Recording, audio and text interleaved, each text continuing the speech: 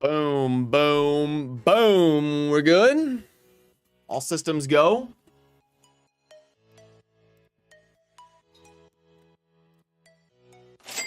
Soundboard's on. Let's get the sound up.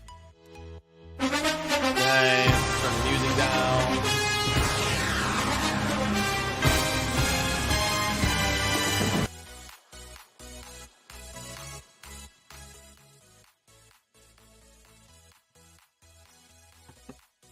And there we go.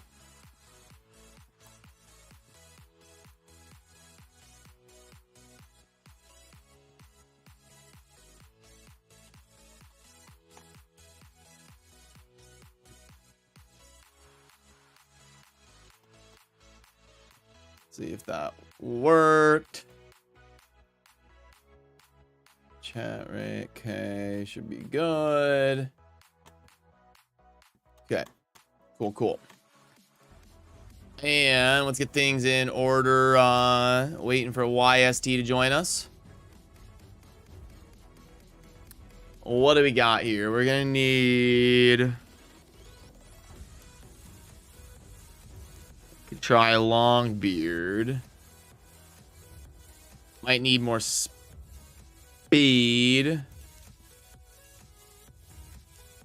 Hey, Skynet, first chatter. What's going on? Good to see ya. Amulet. Oh, wow.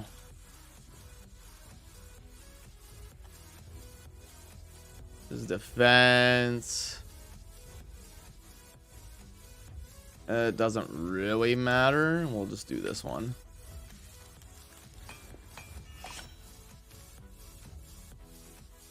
Boom.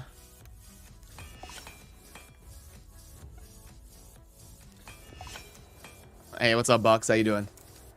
Good to see ya. HP speed. Let's ramp up the speed a little bit here. You could give me more speed glyphs on the test server. That'd be nice.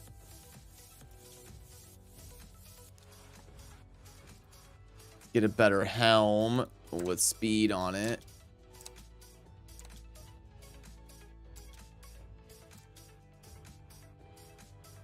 Is that the best I can do? Yeah, I'm gonna hang out with YSD and learn about the basics of it. See what we can do here. Sure, why not?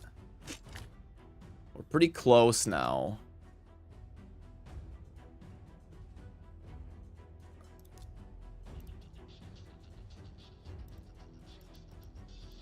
And then we need a speed shield.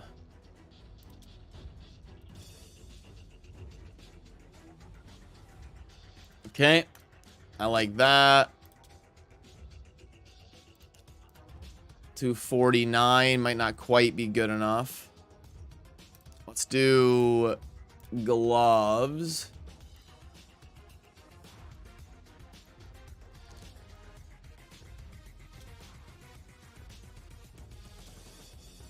I was gonna go with toughness.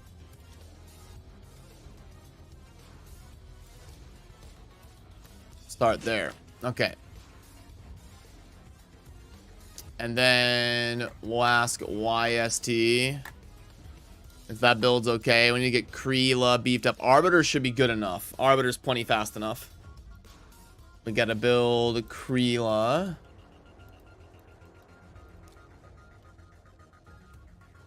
That speed's a little bit low.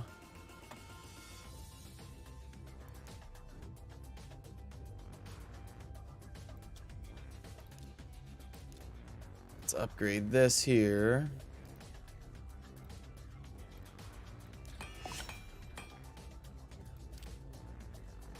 I don't know why they don't just give us like 1,000,000 of each glyph.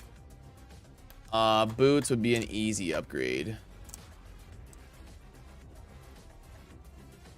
I don't know if that needs to be cruel. Probably not, but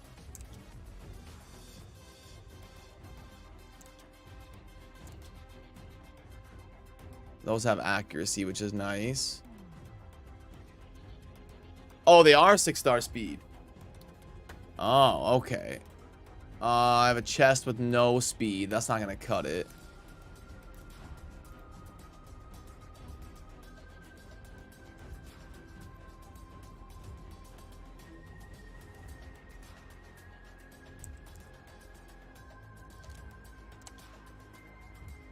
HP, defense, Wow, I don't even have an attack one. Interesting.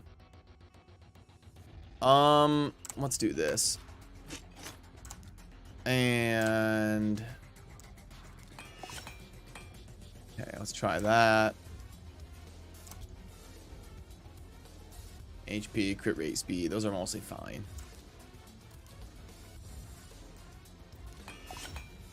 Okay, very nice. I like that. The weapons, a 1, a 14, 18.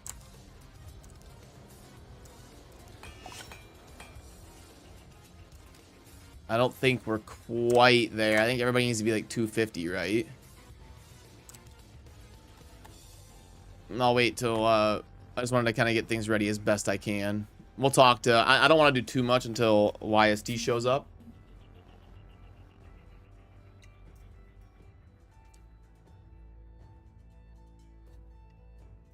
Because I want to have people see the process. I think I kind of have the gist.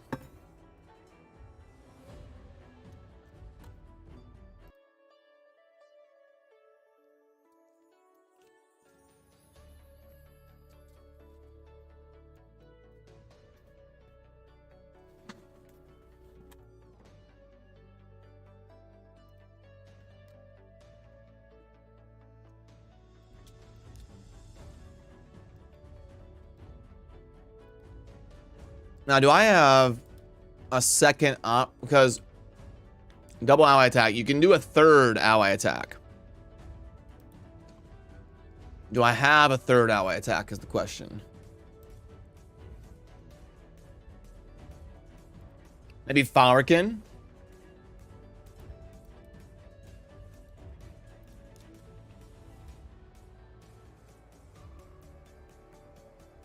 Because I don't have another long beard. And I don't think I have another Krila.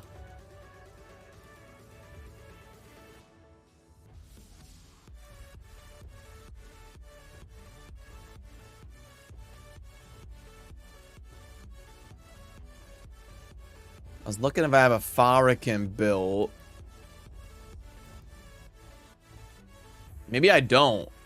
I don't know that I ever used him, really.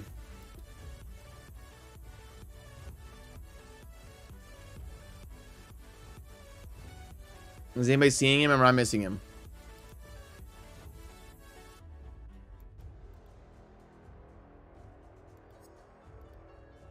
Here's a Falcon. It's a Faction Guardian, which means I have another one.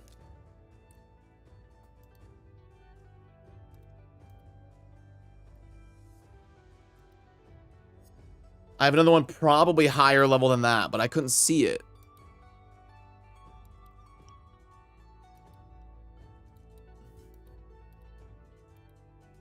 Yeah, those are voids. So, is my Faction Guardian lower level?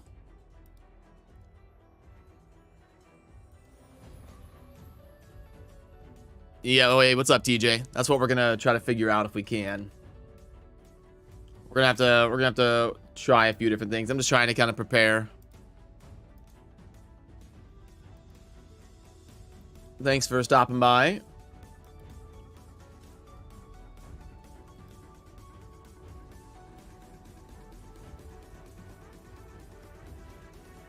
Because it's a little bit weird on the test server.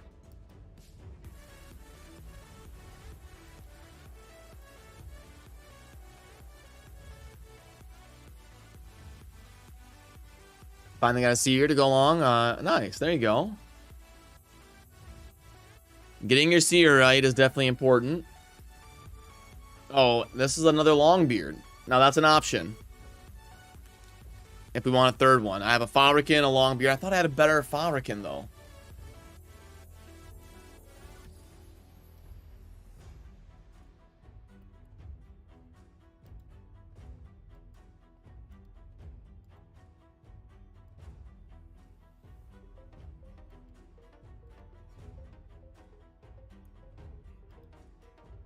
It's looking like that's my best option.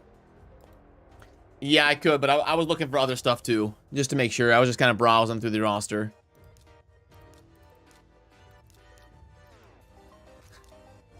There we go.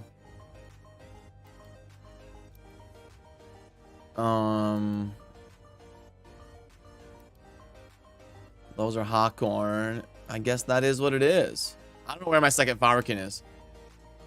I guess I can look in Guardian Ring.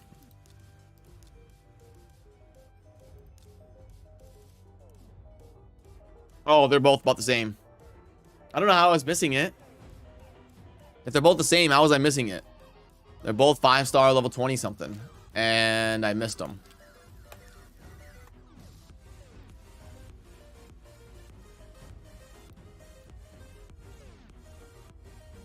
Here's my 5 stars. 20 something. There's Falrican. Now where's the level 28 one? Am I losing it here?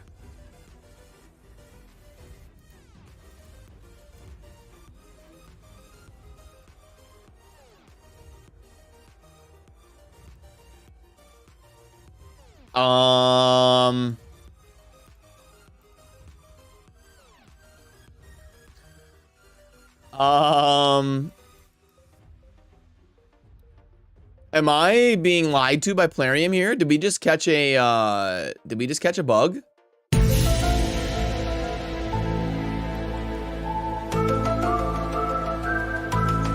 Oh, the reserve chest. I always forget about the reserve vault. I'm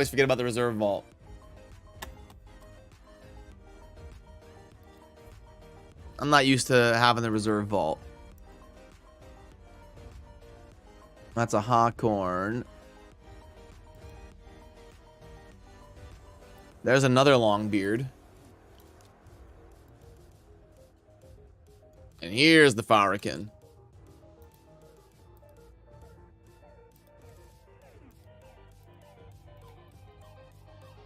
I need to go through on my main sometime and sort my reserve vault, my main vault. And where's YST at here?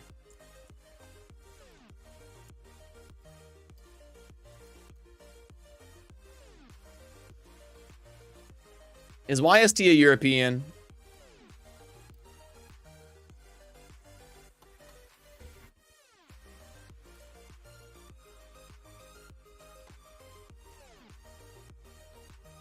I'm kind of to where I can get here. Oh, here we go. Yo, what's up? Yo, how's it going, bro? What's up, dude? How you been? Not too bad, not too bad. Are you in stream now? Yep, I am alive. Oh, how's it going, guys?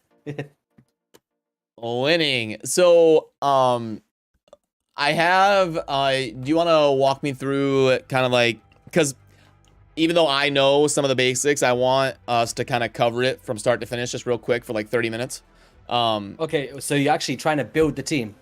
Yep. Okay, I kind of sat here and got to start with like Kreela and Longbeard and stuff like that, but I wanted you to kind of like walk us through the basics of kind of getting started building the team, and I can kind of play around as you're talking or whatnot. Yeah, 1 second. By the way, thank you for joining me. I forgot to say that. Appreciate you walking us all through this. Yeah, no worries. So basically, I guess we should start off with your Arbiter. I think is a good place to start. Cool. So, I've got your stream here, but I'm a little bit delayed, so... Yep, no problem. So what you want to do is, you just want to be faster than Bommal, which is around 250 speed. And so anything you got there is fine, but you need to optimize the accuracy to make sure it's above 350 so you can place the weaken. So you could drop down the speed, it's not a problem, but you need to have the accuracy stats in the substats there. Oh, you need, yeah, Arbiter to have the so maybe the best thing you could probably do is just switch around two pieces into Perception, just so you can get the accuracy stats, yeah. Yep, I see that. So that one's got accuracy. That one's got accuracy. So we'll definitely do a perception helm. Let's do that and go to the Percepties down here. Accuracy of 10. Accuracy of 14. 11. I don't really want to take apart Lydia if I can help it. I don't need Kymar, do I? Are you on the test server or on the main server? Test server. Oh, so it doesn't matter. Just strip all of those champions then. I know, but you know me. I like to... Because I don't know if I'm going to want to test something and use Lydia because she's so generally useful, you know? Oh, that's alright. We can look back at the video later. What you been up to anyway? Oh, you know, just working on content. I figured this would be an important one to cover that a lot of people will be curious about. Yeah. I can do Percepti gloves. And you don't have to worry about the sustainability, the attack, or anything. It's just literally accuracy and speed above Bommal, and that's all you need. Pretty simple, huh? Yeah, so you're not going to take a hit from anyone, so you don't have to worry about sustain or anything. I was looking for one. Doesn't look like I'm going to get it. Okay. Let's go here. Let's go here. We'll build it quick. Okay. Cool. Should be mostly good on Arbiter. We get 361. Yeah, that's more than enough. Okay. Have you got her fully booked on the A1 skill? Yep. And do you have the sniper mastery to enable an extra 5% in your masteries? Yes. Yep. Okay, cool. So next champion we're going to Nishack. Actually, no, you need to take off Evil Eye. Very important. Okay. Do you know on the mastery tree on Arbiter, you need to take that off. Yep. Okay. I can do that. This is all good because we'll have to write these down as notes to help people kind of catch everything. So we cannot have... Sorry if I see something late. Sorry, it's just like my stream is like 3-5 Yeah, no, you're good, behind, dude. so, You're doing great. No problem. Yeah, so any of the trees, you just want to go down to War Master if you want to. That's probably optimal, but just make sure you avoid Evil Eye and get the sniper. Okay. And then you want me to take like the normal offense tree down to War Master? Yeah. It doesn't matter which route you go, just whatever. Okay. Let's do... We'll take our standard left side to get the WM. And then you said take Evil Eye? No, don't take Evil Eye. We gotta troll YST a little bit. I thought you was being serious there. I was like, what did I just say? We gotta troll him a little bit. Alright, cool. Okay, there. Yeah, wicked. So who do you want to build next? Let me know and then we'll go into it. It doesn't matter which order. Let's get the team set up around Nishack. So maybe next would be like what, Kreela? Yes, so all you want to have is... Well, do you know what? It's actually... I think you should go with Nishack first because we can build everything around that. Oh, okay. Yeah, go ahead and let me know. Yeah, so Nishack Vermin Lord, you just want him above 220 speed because we're gonna have the 10 meter boost from Arbiter to put us above that 250 against Bommal. So what you want to do is, I feel like I did send you the thresholds of what the data mining is for how much damage we need for the bombs. But I'm not sure how accurate it is in playtesting. I've never tried it. So for me on my Vermin Lord, I went for 6.7k attack and that's how I made it work. So I guess we could try with less. If you can't make it work, that's completely fine. Yeah, because this is a build that works for him soloing 25 dragons. So I'd like to make it work with this build if it's possible. It's not with those stats, it's not. So the attack's too low or what? Attack's way too low, yeah. Okay, so is there like a minimum threshold of attack that you have to get? What's the minimum attack that'll work? So the way that I've been doing it is, if you're placing 7 bombs, hypothetically it should be 5,400 attack to be able to one-shot. But that's just from like the stat requirements that we've kind of broke down. But for me, I was above 6.5k when I tried it, and that's all I can kind of vouch for. That's what my stats was. Okay. Okay. So I can only speak for like the experience that I've had since doing it. I've not really gone below so far in my personal time. Yeah, I'm just wondering how to make it. I'm wondering how to make him like 2 builds at once, like solo 25 dragon and being able to do this Bommal strategy. Because for like the people that want to have him do both, I'm just trying to think if that's even possible. Yeah, because you're gonna need a way above 350 accuracy, and then you're gonna need way more attack. So as long as you could do less speed in those dragon runs, then fair enough. But I'm not sure if you can do it in your regeneration set unless you got godlike pieces. Okay. Because I went attack percent boots, attack percent chest plate, attack percent gloves. Yep. Cool. So no problem. Let's try it.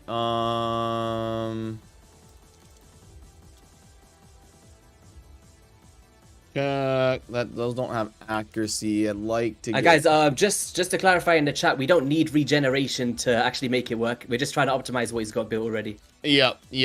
I'd like to get accuracy if I can. These are 5-star though. That's rough. I had 5-star on mine. It's fine.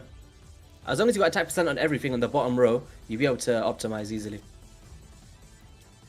Okay, I'll try it out then. Because on my one, I use 2 pieces of speed, 2 pieces of perception, and 2 off-piece sets. So it's really stats over sets with this kind of thing. But obviously, if you guys do want to try and replicate this in the future, I think Crawl is a very good way to go. Because you're getting your attack percent stats while you can get your accuracy in the substats. So you get that nice bonus there. Oh, okay. Accuracy. And then the gloves can be attack percent as well. Yep. Looks like I don't have the best options. So let's remove accuracy. Well, I guess you still have a bit of leeway on the speed. Like, I was around 221 when I made it work. So if you don't get the speed substats and you can still make the speeds work with some glyphs, it could be an option. Yeah, because ideally I'd like us to min-max it where you can do both builds at the same time, but you'd have to have pretty godly gear, I would take it. Yeah. Okay, so then we need to do the top row pieces.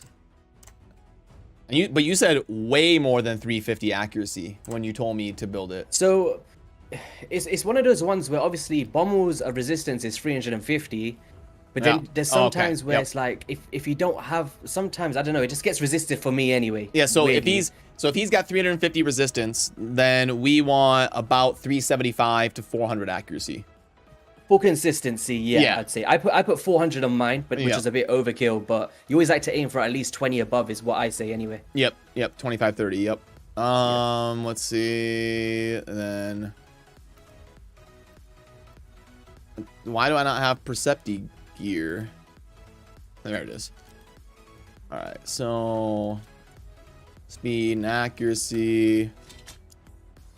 And shields... Speed and accuracy. Do I have a double roll? Although his speed's kind of plenty. Yeah, you don't need that much speed at all. If anything, drop it way down. Yeah, you don't. Obviously, you're trying to mid-max, so it's understandable. But you don't need any more than 221 speed. It was speed tuned anyway. But anything above that is just a bonus, I guess. But you don't need it. Okay. Let's. But like you said, I'm trying to make a build for both, you know. Yeah. But I'll hold off on the speed glyphs. And then I can do a helm that has no speed. We just need accuracy. Yeah, or maybe even get like attack percent in there somewhere. That's true. Good point. Good point. This one right here, perfect. Perfect. And then we can bump it up a little bit.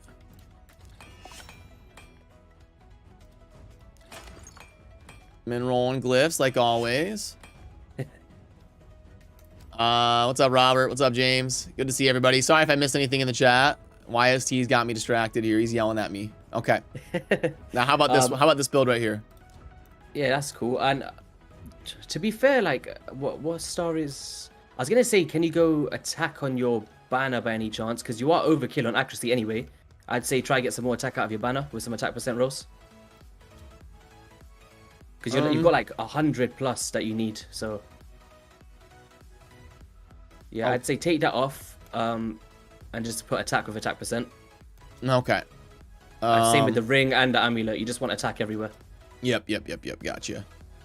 So for anyone in the chat that gets confused, basically the bottom scale of attack and pure attack only. Yep. So you don't have to worry about crits and stuff. Yep.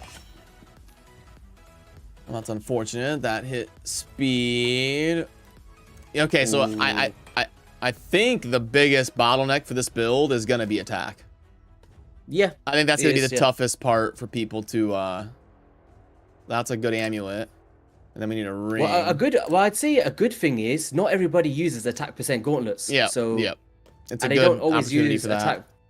So I guess in a sense, it's probably a use for people's pieces that they've been holding onto, right?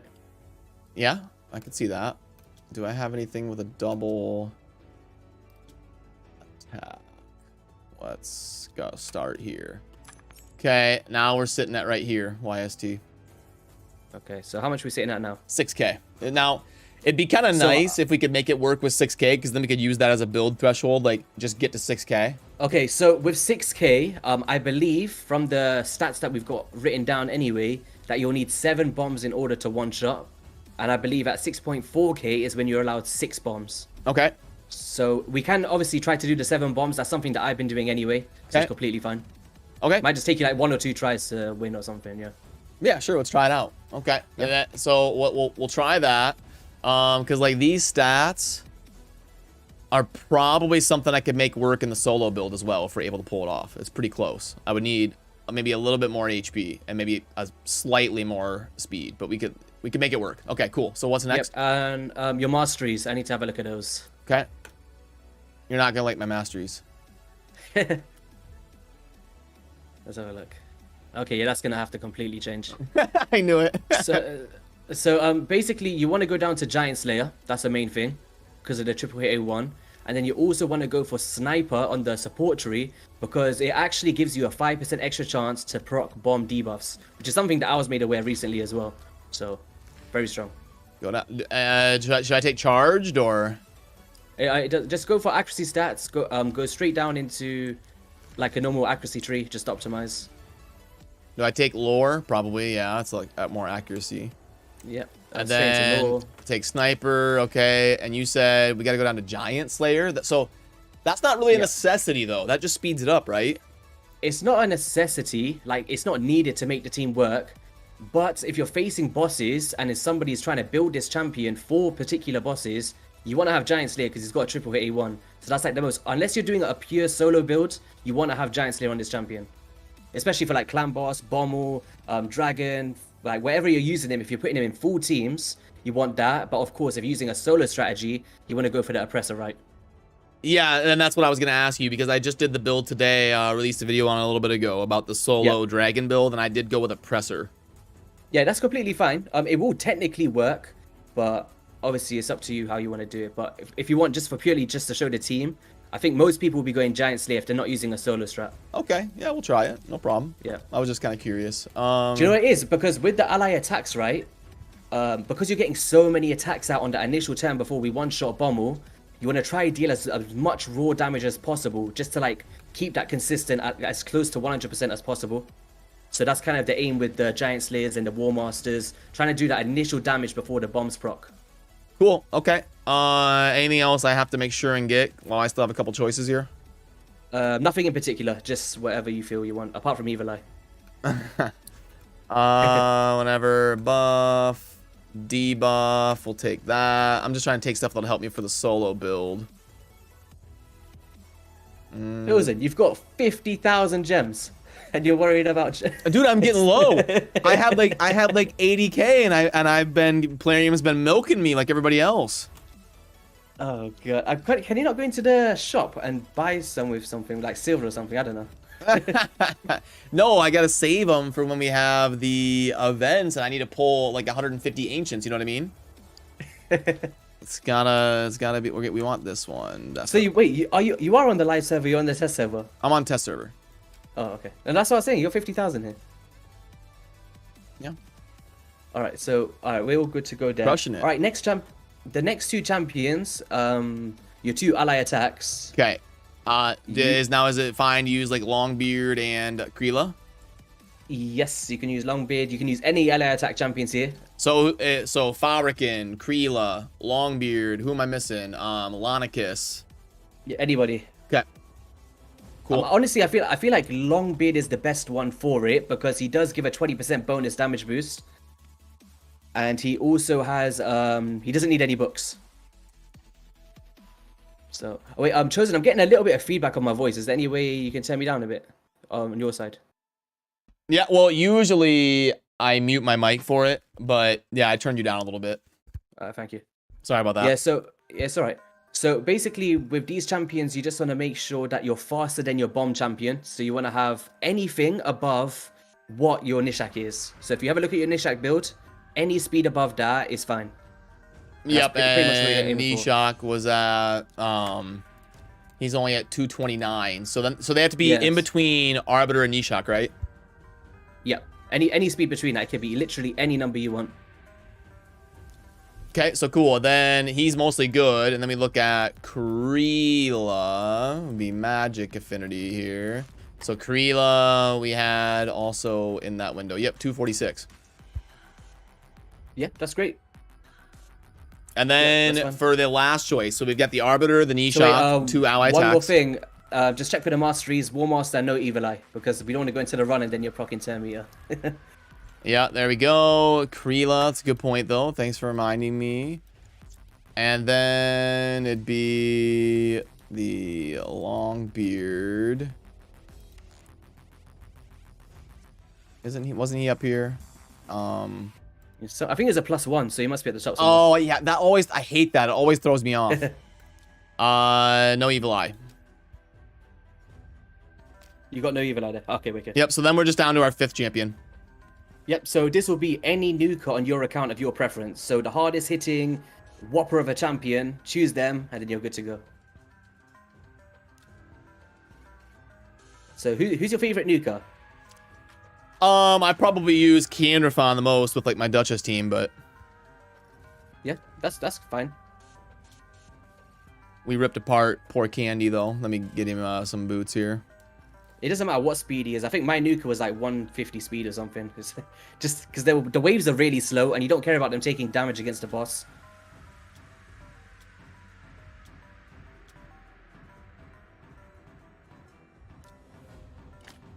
We're just gonna try that for now. Okay, cool. Now, do we have to do anything special as far as Did you check Candy's masteries?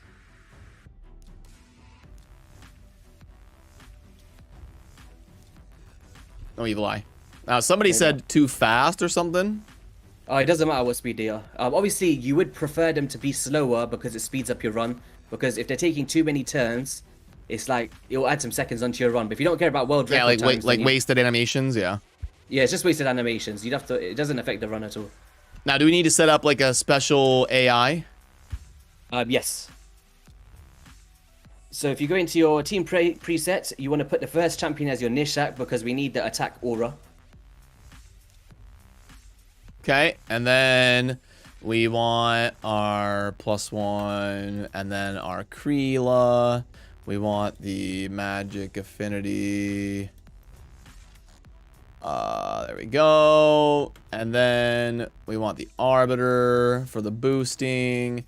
And then we had whatever nuker we wanted to use. Okay, boom. And then let's do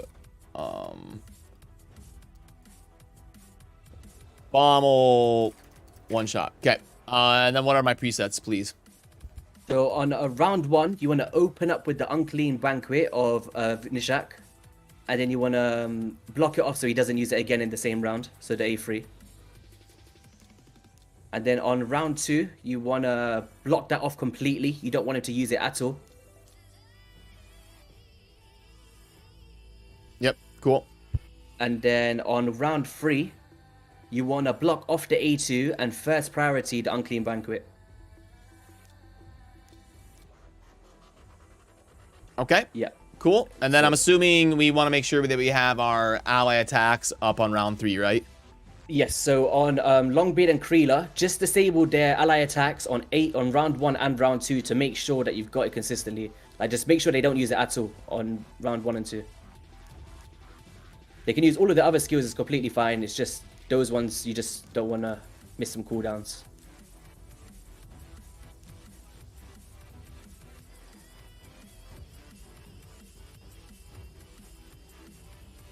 It's the second one, the blinding glow for Kreela's ally attack. now this says 3 random allies. Yes, so there's that small chance that he won't bring Nishack into the ally attack. But obviously that's just the RNG of using Kreela.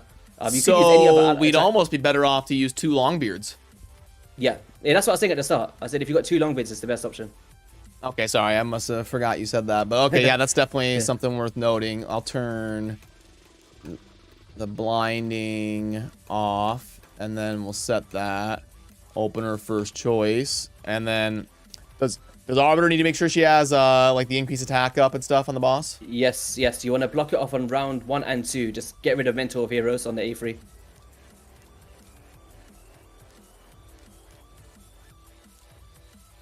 And then you want to first prioritize it because she needs to take that straight away once we come up against the boss. Cool. Okay. And then anything else? And then on Candy, I'd say block off his AoE on wave 1 because your Nishack will kill the wave on wave 1. And then on round 2, you want to first prioritize the A2. So then he can like pretty much take out most of round 2.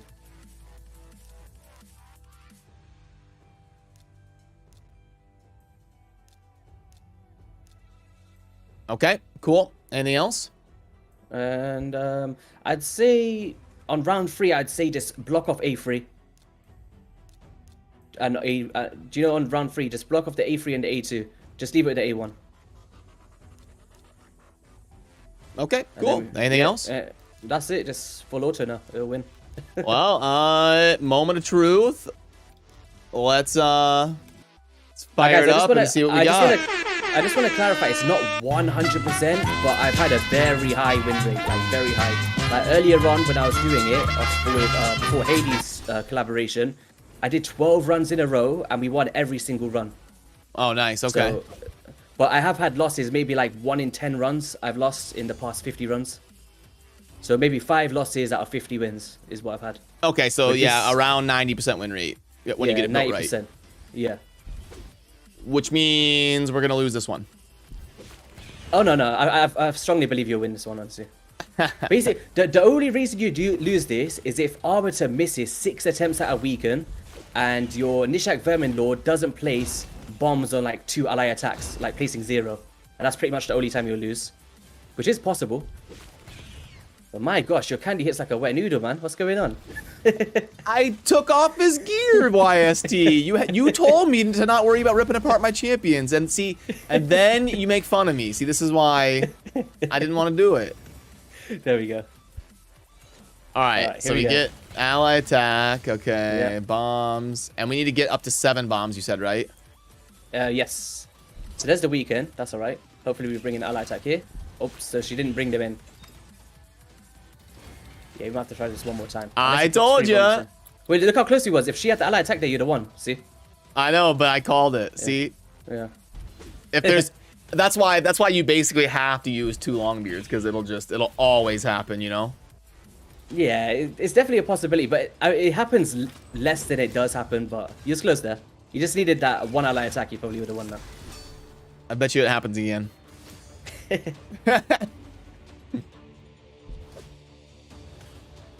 I'm actually anxious to see because you've got way less attack than I was playtesting. So I'm actually anxious to see how well the 7 bomb performs. But from that 5 or 6 bombs you just had, I think you're easily one shot. Yeah, now because if I'm gonna like write an article or whatever, I want to know like what is the actual like threshold range, you know?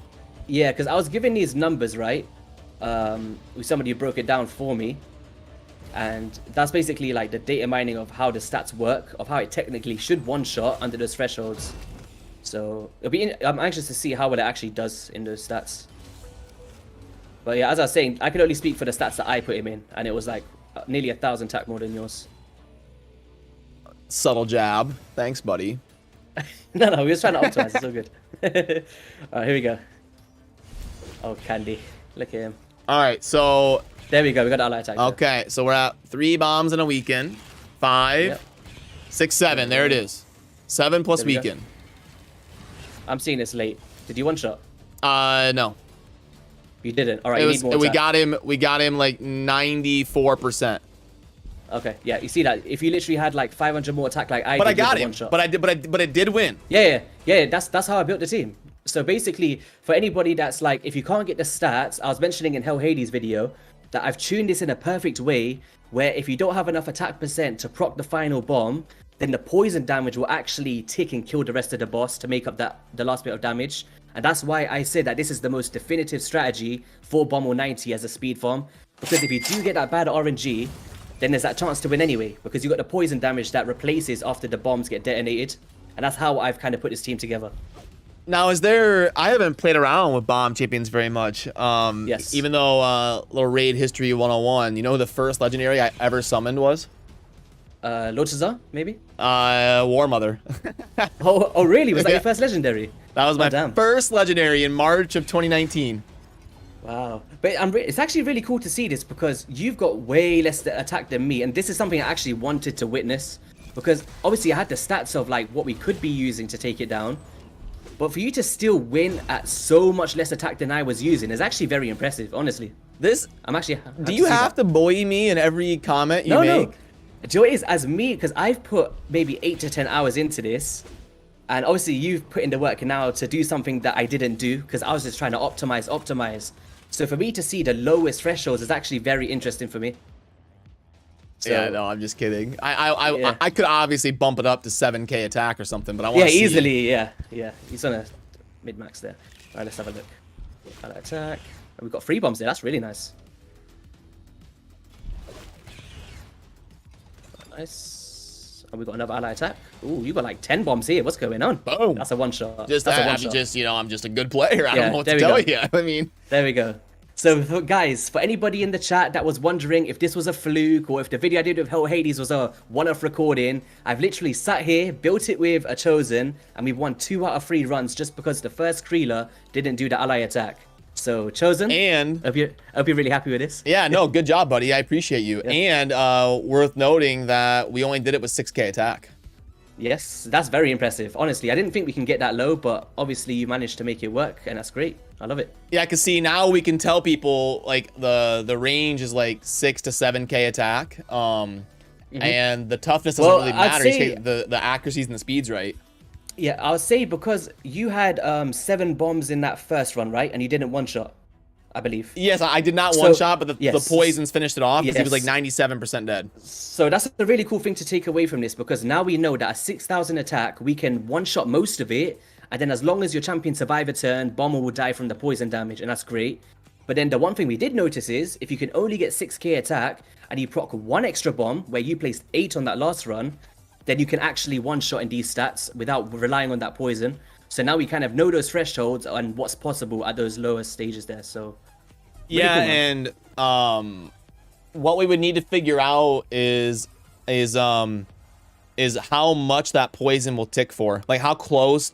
Like, do you have to get him 90% dead, 97% dead? Like, how close do you have to get? Well, the way that I seen it was in playtesting is I basically I did one with like 7 bombs, and then I did a team with 6 bombs, right? And I seen how much health was left. So what I tried to see was is the last bomb that I had on my stats the same as the bomb tick? And it actually kind of seemed that the poison deals the same damage as a bomb as long as the 10 debuffs are up over 1 turn.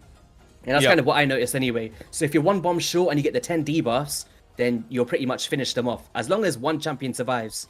Because the boss does take a hit, right? Yep. And it's worth noting that for a lot of these strategies, you don't have to have it be 100% because you're not spending energy or anything.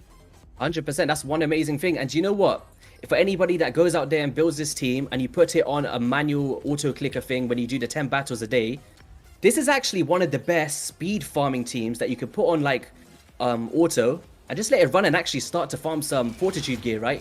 I know it's not the best gear set in the world, but there's not really a lot of teams out there that doesn't involve a Geomancer, doesn't involve a Duchess or a Vogoth and stuff like that. This is the first of its kind to be able to do it in full auto like this. So yeah, no, it's very cool, very, very well done. And I wonder now, I have to figure out how to make it work in like a regeneration set. You could make it in regeneration. It's just the thing where, do you have the regeneration gear to optimize the attack percent? If you do, then happy days. You'll be able to do it and optimize both of the dungeons and boss, right? And bomb. Yep, and that would be like the ultimate build then. If you could get him in regen with the attack necessary to also be your like god to your Bommal team. Yeah, and do you know what's amazing about this one? Like, let's just say Arbiter, you build her as a fast champion anyway, so you don't have to actually change your arena builds. all you have to do is just make sure she's got some accuracy stats. So it's not like you're switching around all your teams. A Longbeard, I'm not going to lie, 9 times out of 10 he's in players' votes. Unless you're using him in an early game clan boss team, you're pretty much never going to see a Longbeard because those arena teams are kind of old news nowadays with the blender comps. Still very useful, but I'd say they're like lower stages of arena. So if he's in the vault, he's somebody you can bring out, put some random gear on, doesn't need accuracy, doesn't need books, just needs speed. And then Kreela, as long as you're not building her in your clan boss team, or even if she is in your clan boss team in a 2-to-1 team, you'll be able to outspeed because you've got the 10-meter booster. So if you're a little bit slower than 250, Arbiter will pick up the slack. And then Nishack Vermin Lord, if you're going for diffusion, you're probably going to want to build him like this because Bommal is the hardest, or one of the hardest Doom Tower bosses in this game. And to be able to do it in 1 minute is actually a very special thing. So yeah, and you for see sure. And guys, we sat here and built this in what, 10 minutes, 5 minutes? Yeah, I could have done it in 5 minutes, but we were trying to go slow and talk people through things. But yeah, you can realistically build this in 15 minutes. To be noted, you got to have like the resources and the the silver, the gear, and the stats, like, of course. But obviously, I always say that if you're facing Bommal 90, you probably got the gear to do Bommal 90, right? Because we never made up the stats. Raid made up the stats, right? They put it at 250 speed. They did all these high thresholds. So we can only go according to what Raider put in the game and work around that. So yeah, people are asking if there's any replacement for Arbiter. Yes, there is. Well, the only way you could do it is on... So let's just say somebody like a Helicath. He's got a weaken on the A1 ability. So what you could do is you could take out the Nuka slot and put in a weakened champion on the A1. And then you can use any increased attack champion in the place of an Arbiter. So that's kind of the thing there. Yep. So you're getting very unlucky here with the bombs here. Let's see if we can get free. See, that's a really bad run. You never got the weaken either. Yeah. So that's like a worst case scenario. That would be like your 1 out of 10. But the thing is, because it's so fast, you're not sitting there fighting the waves for 5 minutes and then getting up against the boss and then losing. It's like 60 seconds. If you lose, you just replay it. You know what I mean? No. Getting a Doom Tower team on a boss fight that's even like a 40% win rate is fine. Yeah, and it doesn't cost you resources, no energy, no silver. It's just try it till you win. And as you guys seen, we won like what, 2 out of 4 runs so far. I think I'm at like 3 out of 5. Yeah. Yeah. So. But I could also bump up the attack. I could do some things that would make it much higher percentage.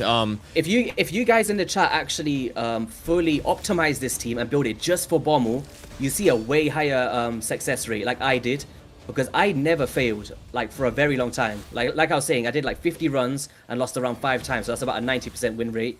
But I could have just had very good RNG in those runs, noted.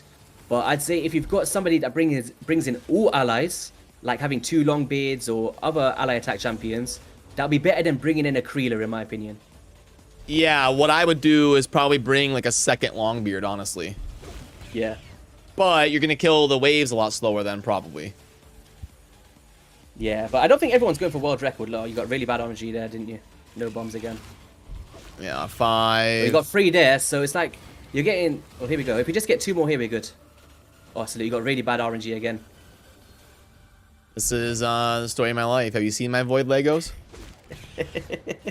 Now, who are all of the options for the ally attack champions? I just want to write those down. It's Kreela, it's Longbeard, it's Farrakhan, Lonicus. Who else am I missing? I don't even know. I don't think I've got any more than that. Is there Cardio? Cardio's Cardio, right? but his isn't like a full team, is it? I don't know. I don't have a Cardio. Yeah, I don't know either. Are we missing any chat? Is that all of them? Kreela, Longbeard, Farrakhan, Lonicus, Cardio. Because I'm gonna try to do like a YST's giving me a lot of stuff. I'm gonna try to help him get a post out about it.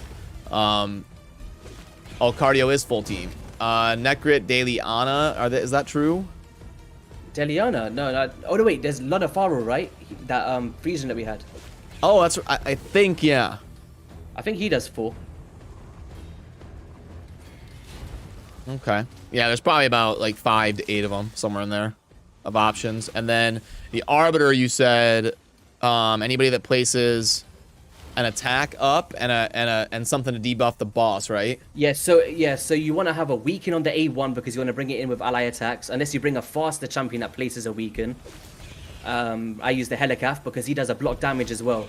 So in that poison bit, then there's that chance, right? So let's see if we can beat this one here. So we've got 3 bombs. There we go, 2 extra ones there. Nope, so that's not enough. Still a lot. How much accuracy do you have on him? On who, Nishack? Yeah. I think it was like 370. I can go look.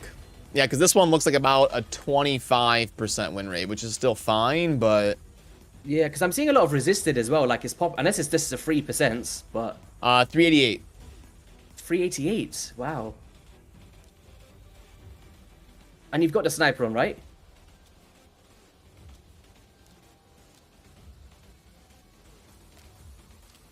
So... You do, okay. Well, let me try a couple more times. It might just be a really bad stretch. If it happens like 2 or 3 more times, then we might have to recommend. We'll bump up the attack a little bit. You might have to get to like 6250 or something. Yeah, that's the thing. I can only speak for like what I've been playtesting. Like that's the thing. Like, I'm trying something new here with 1,000 less attack. But even that, you're not proccing as much as like all the runs that I've done. Like this is very bad streak, honestly.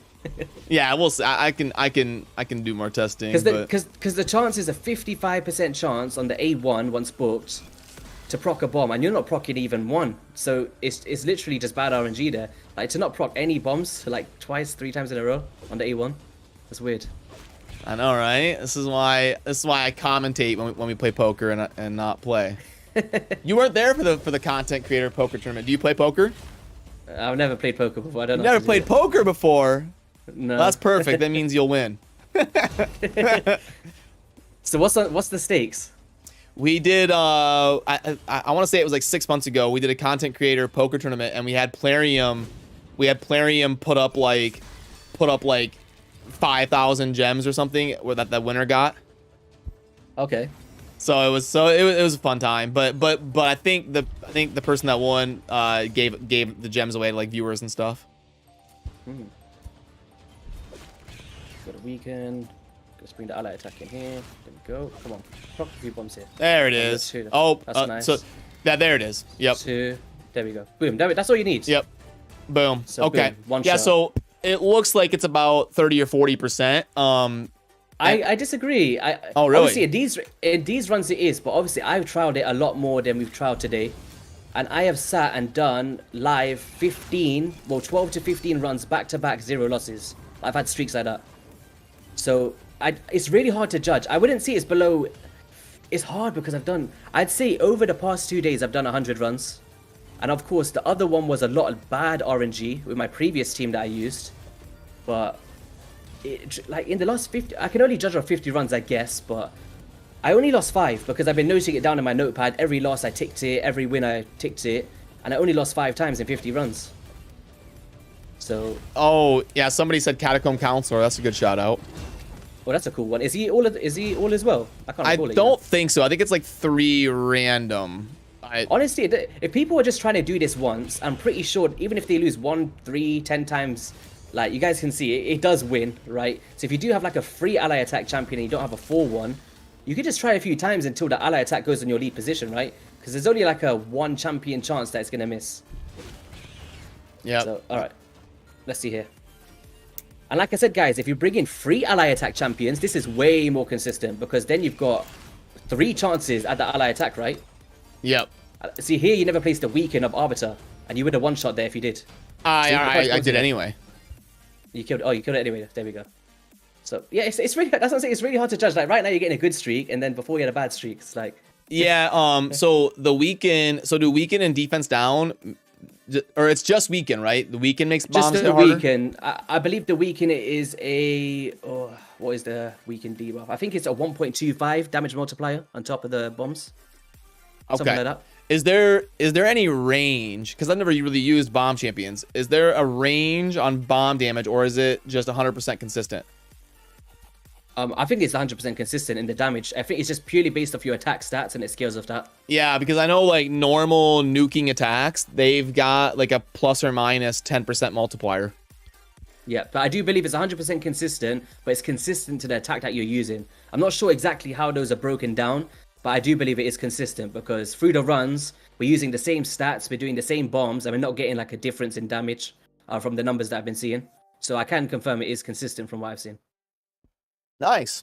Okay, Yeah. cool. Well, then I'll work on getting using that stuff you sent me. I'll work on getting that post done and I'll send it to you. But yeah, that's mostly what I wanted to bring you on for. Is there anything else you wanted to chat about or discuss while you're here hanging out? What shall we talk about? I've got a few. We can chill for a little bit more, I guess. Yeah, sure. I didn't know. I know it's like I always try to be respectful of people's times, especially like in your time zone. I don't want to keep you for 3 hours if it's like late for you. Oh no, I'm all good. I've got all my videos prepared. I've got just a thumbnail to make before bed. But it's only 9:30 here today. Usually nice. when you message me, it's like midnight. I'm like, oh, I'm too tired today. Throwing me under the bus here. That's all right. What's your next video coming out that you're doing the thumb for? I've got a video with Hades coming out tomorrow, which should be pretty fun. Well, we did one for his channel with Cornelia, just kind of breaking down all of my solo strategies that I've come up with in the past year, because I've soloed 5 of the Doom Tower bosses of her. So I just kind of broke down how to do every single team, how to take down these Doom Tower bosses with one champion. But yeah, apart from that, just I guess I need to cover some of the new champions. Have you covered them yet? Like the new Void Legendaries? I have not. I need to get them added to the tier list and stuff. I haven't. I need to add like the Void Legos to the Void Lego tier list, and yeah, it's usually easier once they hit live. Yeah. Yeah, it's true, because even me, because I find it hard on the test server to like fight everybody in the arena, because it's all endgame stuff, man. I'm like, I can't do this. Yeah, exactly. And test server always messes up your settings. Yeah, you get like the _1 speed and stuff. Yep, and it like every team. I've screwed myself over so many times. I've done like, I set up all my energy to Minotaur grind, and then I click play and I walk away, and I come back like 5 hours later and it's just sitting there on wave 1. Yeah. Guys, in Chosen's chat, basically I was thinking of an idea to get Chosen on my channel, right? Because I've not had him on yet. So guys, post some ideas that you want him to do on my channel, and then I'll kind of theory craft around what you guys are saying today. Because it's weird, man. I don't know. What kind of stuff are you into in terms of like liking to talk about? Like, what's the things that you love most about Raid, I'd say? I've been doing it for so long. Yeah. I don't really have that one thing that I'm like dying to talk about. Usually I lean into like tier lists and like efficiency breakdowns. Like, I like the spreadsheets that break down like how much you're getting per energy spent on like silver, which spider stage you farm, stuff like that. Someone said, how much resources do you need to max out Genzin? Oh no. Oh god. That's jokes. Yeah, you're all about the Genzin, right? Yeah, that's my favorite legendary. Who's your favorite Lego in the game? Like, if Raid, like, not the best. I'm not saying like the best champion. Like, who's your favorite? Like the one that you just got like a soft spot for. Like for me, it's Genzin legendary, then Cornelia for the epic, and Death Knight for the uncommon. So, what's yours? It'd be Bad Alcazar, because he's my channel. Oh, do you know what? I shouldn't have even asked that. That was just a stupid question. Yep. I just looked at your channel art when you said that. Yeah, it's the first night that I downloaded Raid, I was kind of looking through the index, and I was like, oh, I hope I get this champion someday. He looks the most badass, So I'll always kind of remember that, because it was like one of my first experiences playing Raid. For epics and rares, yeah, I don't know. Allure was always like my favorite epic, just from like the aesthetic artwork standpoint. But gameplay wise, it's probably Stag Knight. Stag Knight. Well, that's a nice shout. I feel like Stag Knight is like one of the best progression champions in the game. Yeah. Because he brings decreased speed, decreased attack, drop defense. And that's like the 3 crucial things. And even that what's it called? His passive with the increased accuracy is actually pretty useful for stuff like Iron Twins, if you set it up right. And he's got a really good base speed. In the context of our tier list, when you algorithmically form the whole game into one number, Stag Knight grades out as the most important epic. Oh, really? Damn. Because he's usable everywhere, like literally, like just everywhere. Because he does the speed down in the A1. He's good versus bosses. He's good for progression, early game, mid game, late game, faction wars. Like he's just so awesome. Yeah, where do you use him right now? So you use him here in Ice Golem.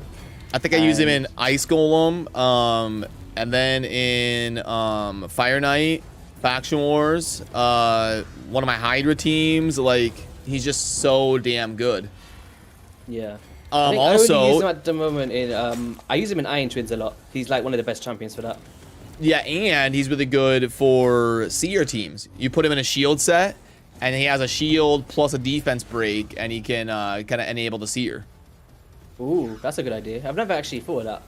Yeah, so I even use him in some of my seer compositions. Throw him in a shield set, boom. Damn, that's nice. Yeah, I didn't think of that. I don't really use seer teams that much. I use it for Doom Tower, but not for dungeons. Oh, you don't use seer for like Fire Knight?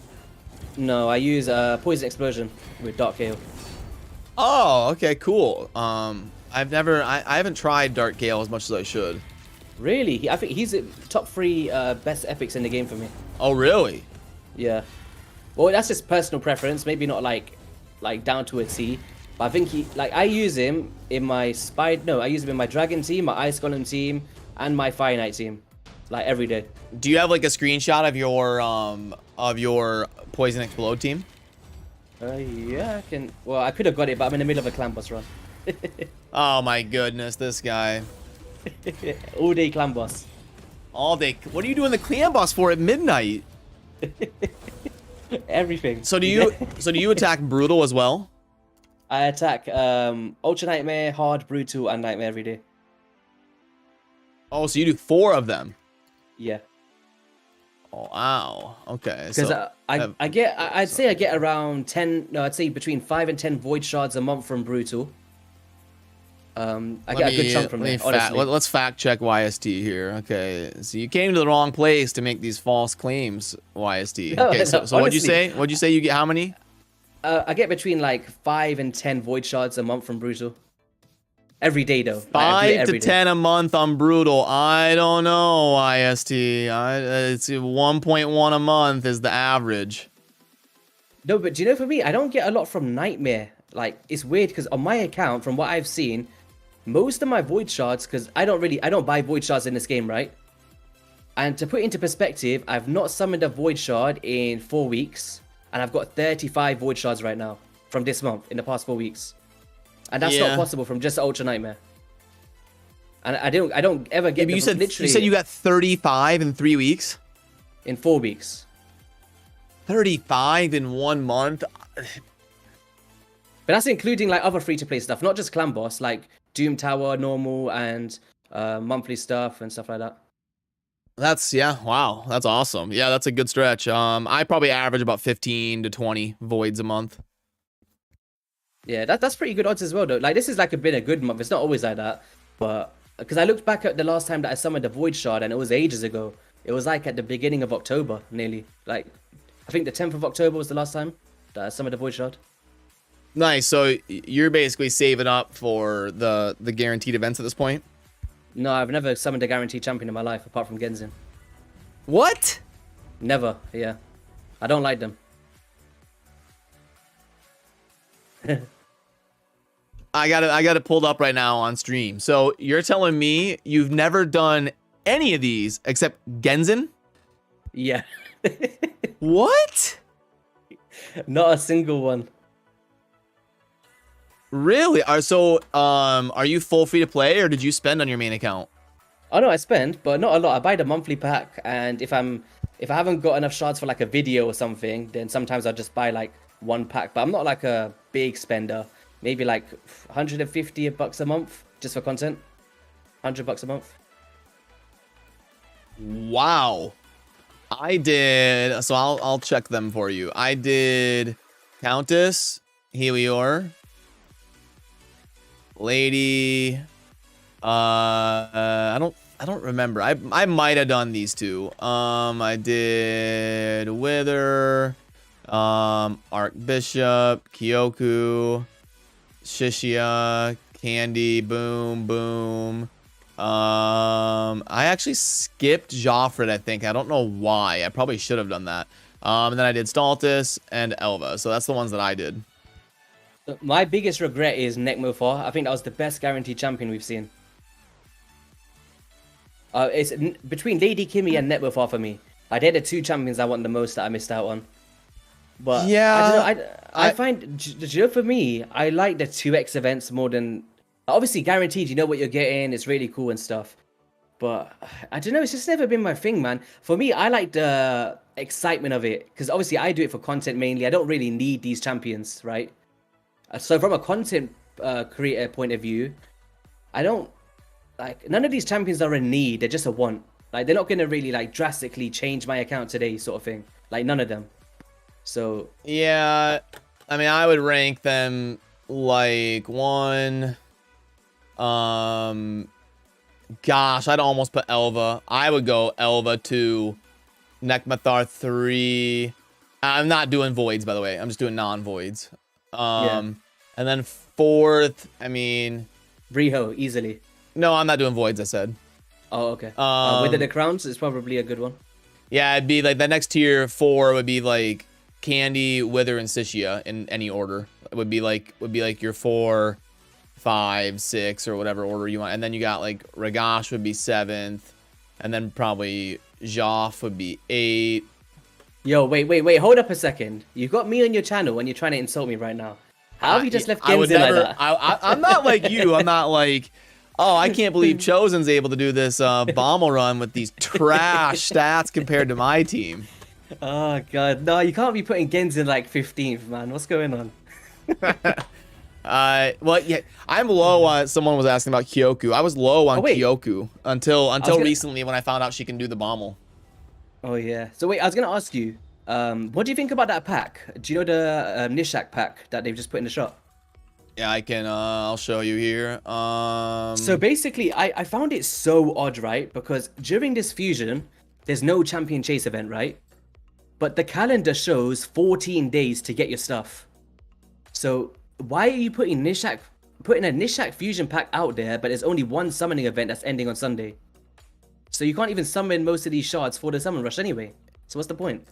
Yeah, it's kind of a bummer that you get them over the course of time, but let me plug it in here. So we've got 750. I don't remember the exact... I think it's a good deal compared to what we've seen before, but I just find it weird, like saying Nishack fusion pack, but there's only one summoning event which ends in 2 days. So, and it lasts for 14 days to get your sacred shards. And that's like the main points for the summon rush. I don't know. Yeah, it takes a little bit too long. Yeah, the 2 weeks is brutal that it takes that long. That's what... It's like people are spending 45, 50 bucks. Like, just give it to them. Like, why do you have to wait 2 weeks? Yeah, that is a little bit ridiculous. It's not like a daily login reward that people can like get for free over 2 weeks. That's fine. But if somebody's spending their real life money, why are you making them wait 2 weeks? I've never understood it. It just makes no sense. Now, it grades out as a 1 point... I feel like it graded out worse than that last time I did it. Did I mess something up? 75 brews, 3 void... Oh, I put extra chicken. There we go. Yeah, 1 point... Wait. Why is that changing? Oh, I was scrolling the mouse wheel and it was changing the number. There we go. Yeah, 1.53. So I mean, compared to what we usually see in game, it's okay. But like you said, the problem is that it takes way too long to get. So I should probably put something on the calculator like days, because that should lower the value if it takes 14 days. No, yeah, it just... I don't know. It just doesn't make any sense. 14 days. That's like, wow, man. Yeah, it's got to be... It's so long. Like 7 days tops for me. Like, yeah, because if it's... There needs to be a multiplier here that reduces it for days involved, because if it was instant, it'd be okay. It'd be like the 1.53. Yeah, I'll have to think about that. Yeah, it is, because like for me, like for mine, it was like 2 sacred shards, I think, 5 void shards and 3 ancients, and I think it was about $50 something. I don't know, but yeah, that makes sense. Yeah, so that one I looked at it and I was like, oh, I might actually get this today because we have the 10x event on, there's a climber, and I summoned 8 Sacrans that got nothing. So I thought, oh, I might just do this and whatever, get a few extra rewards. But then I seen there 2 weeks and I just got put off. I didn't buy it. I was like, forget that. Yeah, I don't think I'm gonna buy that. For me to buy something personally, it's got to be about a 2.0. Like if this had, you know, 10 voids, like right there, if it was a 2.11, then like that's the kind of offer I'll buy. I'm really picky nowadays after this many years. No, that's good. It's actually a good thing to do, to be honest, because you end up spending too much money on these packs, man. Yeah, for me to look at it, it's got to be one of the 2.0 excellent ones, and those are kind of rare. Do you buy packs for yourself or do you buy it for entertainment value? Like for me, I only spend money in this game for videos. I don't spend it for myself. Are you in that same boat, or is it just something like... when I first was starting, like the first year, I did spend because for me. Yeah, I was saying like recently, I'd say like even me back then, it was like, oh, everything's new, all these champions you don't have. I feel like once you've done the top of the Doom Tower, you've done this and that. Like, I don't know if it's worth it. If you're doing Ultra Nightmare Clan Boss every day and you save up a few shards over a month or two, you can pretty much participate in most events. Yeah, I'd say I do anyway. That's a good threshold. I'd say once you can 1-key Ultra Clan Boss, like I kind of quit spending as much and just kind of went into like making sure I'm managing things properly. So I'm gonna ask you a question here: Xavier or Elenaro? Well, they're both different affinities. But if you could have one, if Raid is like you can have one chosen, you can never have one again. Which one are you choosing? Probably Elenaro. He went to the dark side. But only because of that A1 has some special utility in in one of the Doom Tower bosses. But but Elenaro has the non-resistible burn on the A1, which is good for Soraf. The yeah, and that's why I said Elenaro. Yep. No wait, you said, did you say Elenaro or Xavier? I said Elenaro. Oh, I thought you said Xavier. Oh yeah, that's cool then. Yeah, I love Elenaro. Am I losing it here? I think you're guys, asking. Did he say Xavier? Guys in chat, let us know. Did he say Xavier? No way. I had Xavier. Come on now. I'm pretty sure I had Xavier. What is going on? Okay, it must be. I think it's getting late for YST. Oh, I've done too much videos today, man. YST's been at it, grinding too hard. Cold Brew said he said Cornelia. Oh, hey, Cold Brew's here. I need to give Cold Brew moderator. What's up, dude?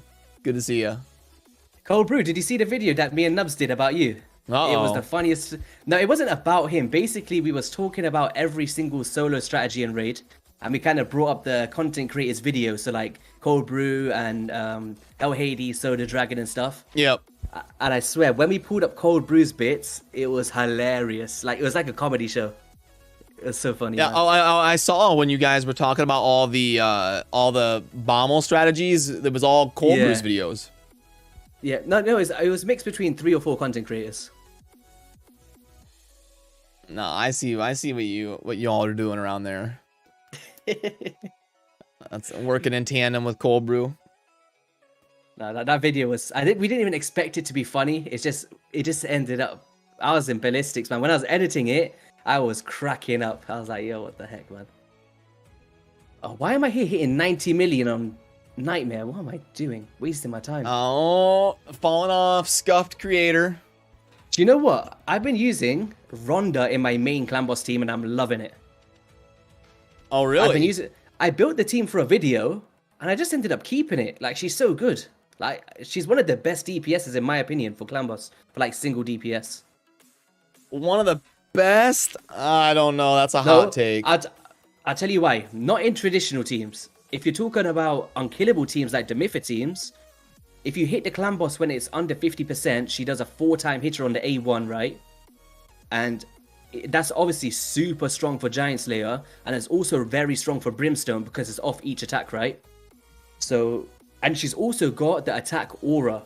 And that's huge because that will amplify the damage of everyone like Ares, Seekers, and stuff like that, and Ronda as well. So you can really up their attack stats.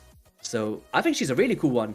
Like for most players that don't have other options, like for me in my team, I use a Ronda with a 1-star blessing, a Razen Skullhide, Seeker, Demifra, and Ares, and I do 120 million on Ultra Nightmare. So it's not like the best in the world, but she's very strong, honestly. Yeah, I use Turvald. Yeah, Turvald obviously the better option, but I got Ronda for free. I was like, yo, I've invested books into this. I'm using this for at least 4 weeks. Hey, what's up, JKL? Good to see you. Do you know what? Ronda, right? Do you know floor 114 on the hard Doom Tower with the Rotos, the Siffis, and stuff like that? Oh, really? Do you know that one? Have you seen that one? Yeah. That wave? Yeah. So that wave is so hard for players. And even for me, I was like, usually I do my seer team, I just blow them up. And then that wave is just tedious. And you got to think for a second, like, hold up here. And then Ronda, because she has the non-resistible block passive skills and active skills, she just locks off those Siffis and Rotos like it's nothing. Like, literally made that run so smooth for me. Just because of Ronda. I asked the community who's better between Ronda and Ninja, and I was surprised that it was 16% Ronda. Wow. But you know what? I can see it. Honestly, I can see why. But they're very good in their own rights because Ronda is the second ever champion in the game, apart from Ramantu, that can place a block passive skills. That's very strong.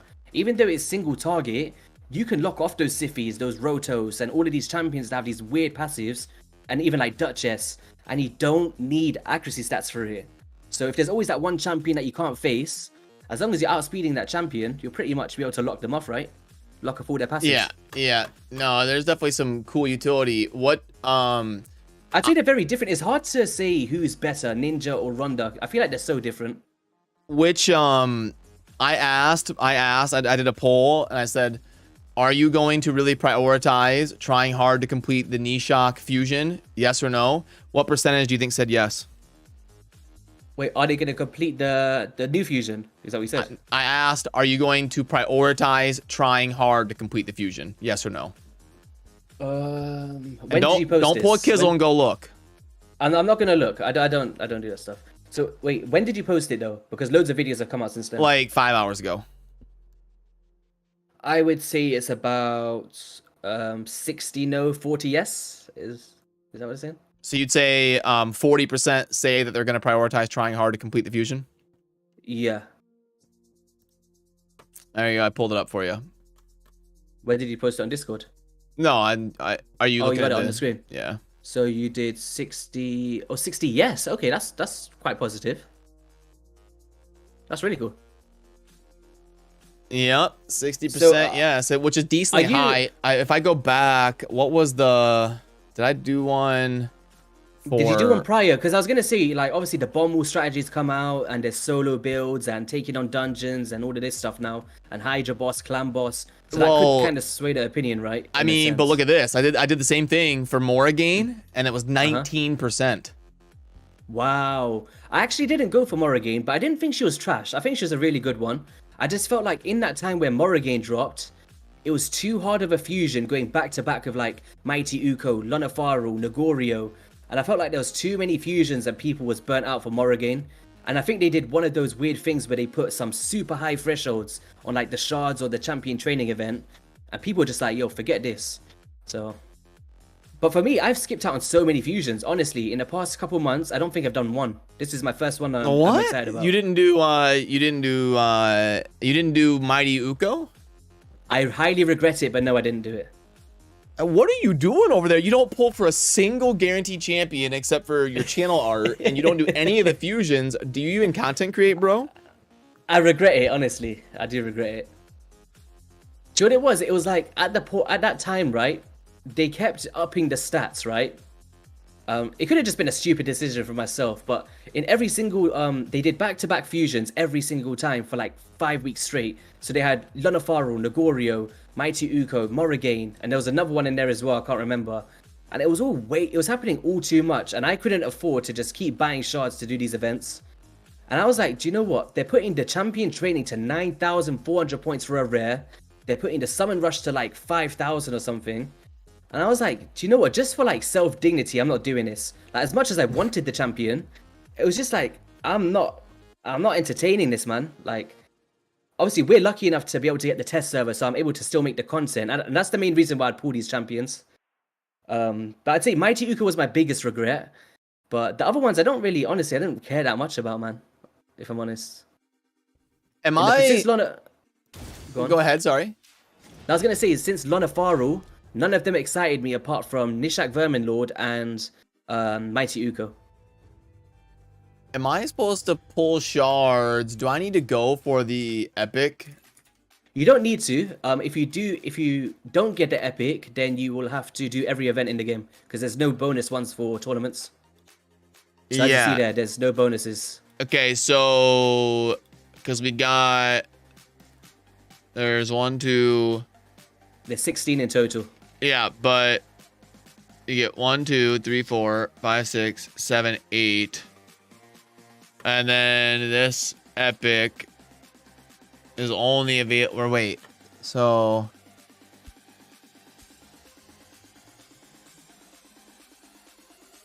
to get on Endalia. Endalia, yes. So she's the one that does the A1 provokes 50-50 shot, AoE decreased attack, and a counter attack on an A3 when someone's under decreased attack. She's a pretty cool one for Hydra Boss. But for me, I thought, yo, it's Christmas time, right? And I don't want to be sitting there farming up rares over Christmas, over that weekend. So I just went for the Endalia, and then I managed to actually pull one of the rares from an Ancient Shard. So now I can miss out 5 events. So I'm going to miss the 5 events on purpose from the 23rd to the 25th. I just ignored them. Well, I'm going to skip the champion training, I think. And what was your summoning strategy? What'd you pull? I just pulled Sacreds and a few Ancients that I had lying around. I pulled 8 Sacreds and 30 Ancients. 8 Sacreds? I think that's how much you need, right? It's like, how many points is it? Because when I looked at my points afterwards, but I'll tell you now how many points I got. So I summoned 32 Ancients, 2 Voids, and 8 Sacreds. And my points is right now on 4,900... No, I'm on 5,000 points on the dot. So I'm only 75 points above the Endalia. So I think you do need to actually summon 7 Sacreds or 8 Sacreds to get the epic. Which is quite a lot, honestly, but I'm just doing it because I can't be asked doing the you gotta get to events. the 49.25. I just can't bring myself to rip Sacreds for that. So I was gonna say you could do maybe. Well, to be fair, they did really well compared to previous events on the rare because we've seen like 1,500 on top of that in previous ones that we've had. So in order to get the risk arm, you only need 4 Sacreds and a couple Ancients or Mystery Shards. But then you have to sit and do every single event or just pray to God that over the 2x next week, if you summon some... I don't know, man. Because you literally have to do every event. You can't skip one unless you summon a risk arm somewhere. Unless you went for like... Do you need a Chagor? Maybe you could summon a few Sacreds, a few Voids. Yeah, it is risky because I've gone for fusions like Tatura. And I planned on doing everything, and then I get hoodwinked at the end.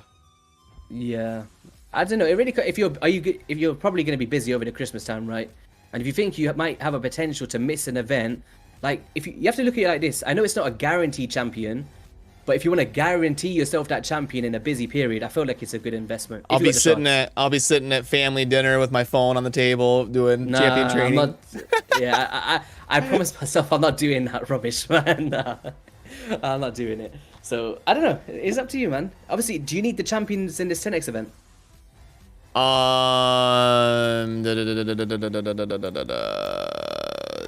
Guys, let us know as well in the comment section, in the chat as well. Who did you pull over the 10x? I actually, like, Shogger would be cool. I actually have the 3 Legos. I actually have Noct, Gaius, and Kymar. Noct is huge. I was there on your stream, right, when you pulled him? Yeah, I do have it. I haven't dove into playing around with him yet, but he's like my out of this 10x. It was between him and Kymar for me. He's very strong. Is he really? For the Sand Devils Necropolis, I felt like he was a very strong champion. But obviously, there's a new strategy of like the Godseeker and Eerie kind of cheesy strategy. But if you're going like the traditional route, I felt like Noct the Paralyzer was one that I had a lot of fun with on the test server when he first got released. I really enjoyed him. He's very unique because his passive is like, if someone is under an ally protection, that's even if it's not his ally protection, you can actually put the target under sleep. So very similar to Chagor. So Chagor has a thing where when they take a turn, he goes through and places the A1. But with the Somnolence passive of Knocked, it's actually a way where whenever the boss hits you, he goes straight under sleep again. And he actually does a sleep on his A2 as well with poison damage. My plan was during CVC, I need to try and build a team for Sand Necropolis, because the problem is, so I've literally messaged like every content creator. And what everybody did was they used Nodgar to cheese up to stage 25, and now they just build these super special niche teams. But like, I need a progression team, and I didn't have Nodgar, you know? Yeah, I think there is some strategies of like Godseeker and Eerie is a very huge carry. I seen on HH Gaming's channel they did one with Walking Tomb Dreng, and he can duo stage 25, I think.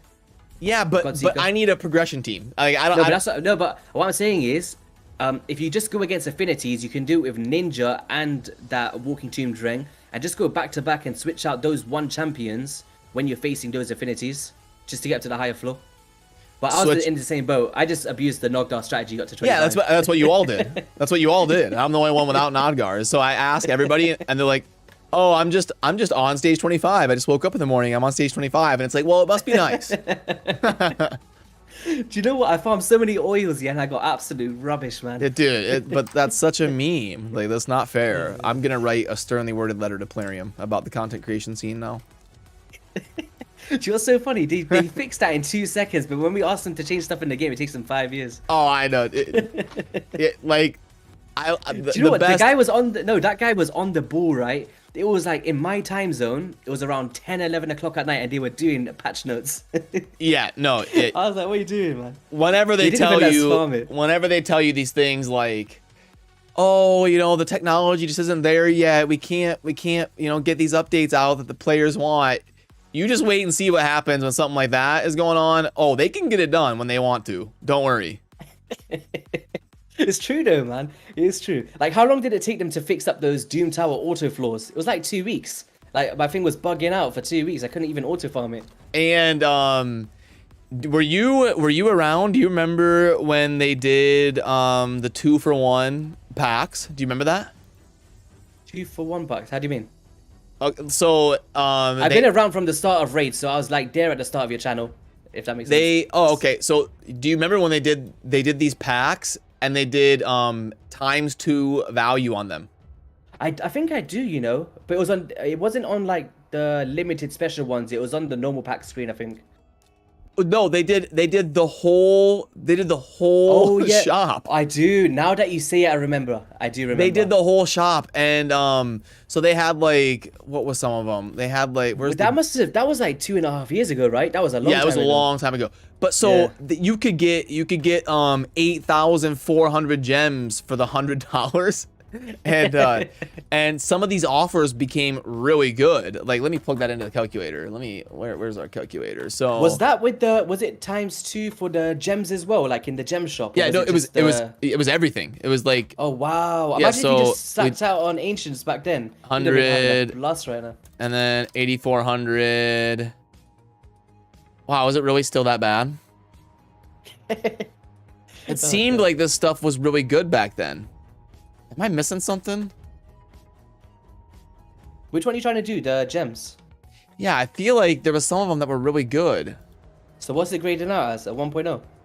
Yeah, it's grading out as an average. But like, so anyway, there was offers in here that were really good, and Plarium ripped it down in like an hour. Oh no. How's it going, Layla? Oh, what's up? I didn't see Layla. She just swooped in. I like the cosplay, by the way. I seen it on your Twitter on your Instagram for like the zombie thing. Zombie game? I've seen a few creators doing it. I think Cold Brew done it on his Insta as well. I was just on my Instagram and I seen Ash, Layla, Cold Brew. Oh, is Cold Brew doing Instagram? Yeah, I seen him on my page. I was like, yo, where did I follow this guy? I never got into Instagram. I feel like Do you know what he does? He just posts pictures of him on the beach flexing his guns with his cold brew in his hand. Cold brew. That's all he does. See, I always thought Instagram is for like fitness models or something. Like, No, no, come on, Chosen. To be fair, I don't use Instagram a lot myself, but loads of cool things on there. Like I follow, even like seeing like Polarium stuff and raid posts. But like, like what would I sometimes- post on Instagram? You know, like what would I? Well, you don't have to post. It's just like a way to see your like the people you know, right? Like. But isn't that what like Twitter does? Not really, because Twitter is not really like a picture format, right? Instagram is like you can see where. So people Instagram are. is like personal life photos, right? Yeah, personal life photos, stories. So if they're out somewhere, they can make like a story for 24 hours and stuff like that. So yeah, it's pretty cool, man. I can't believe you've never used Have you never used it? Like, what's going on? Dude, I'm in my 30s, man.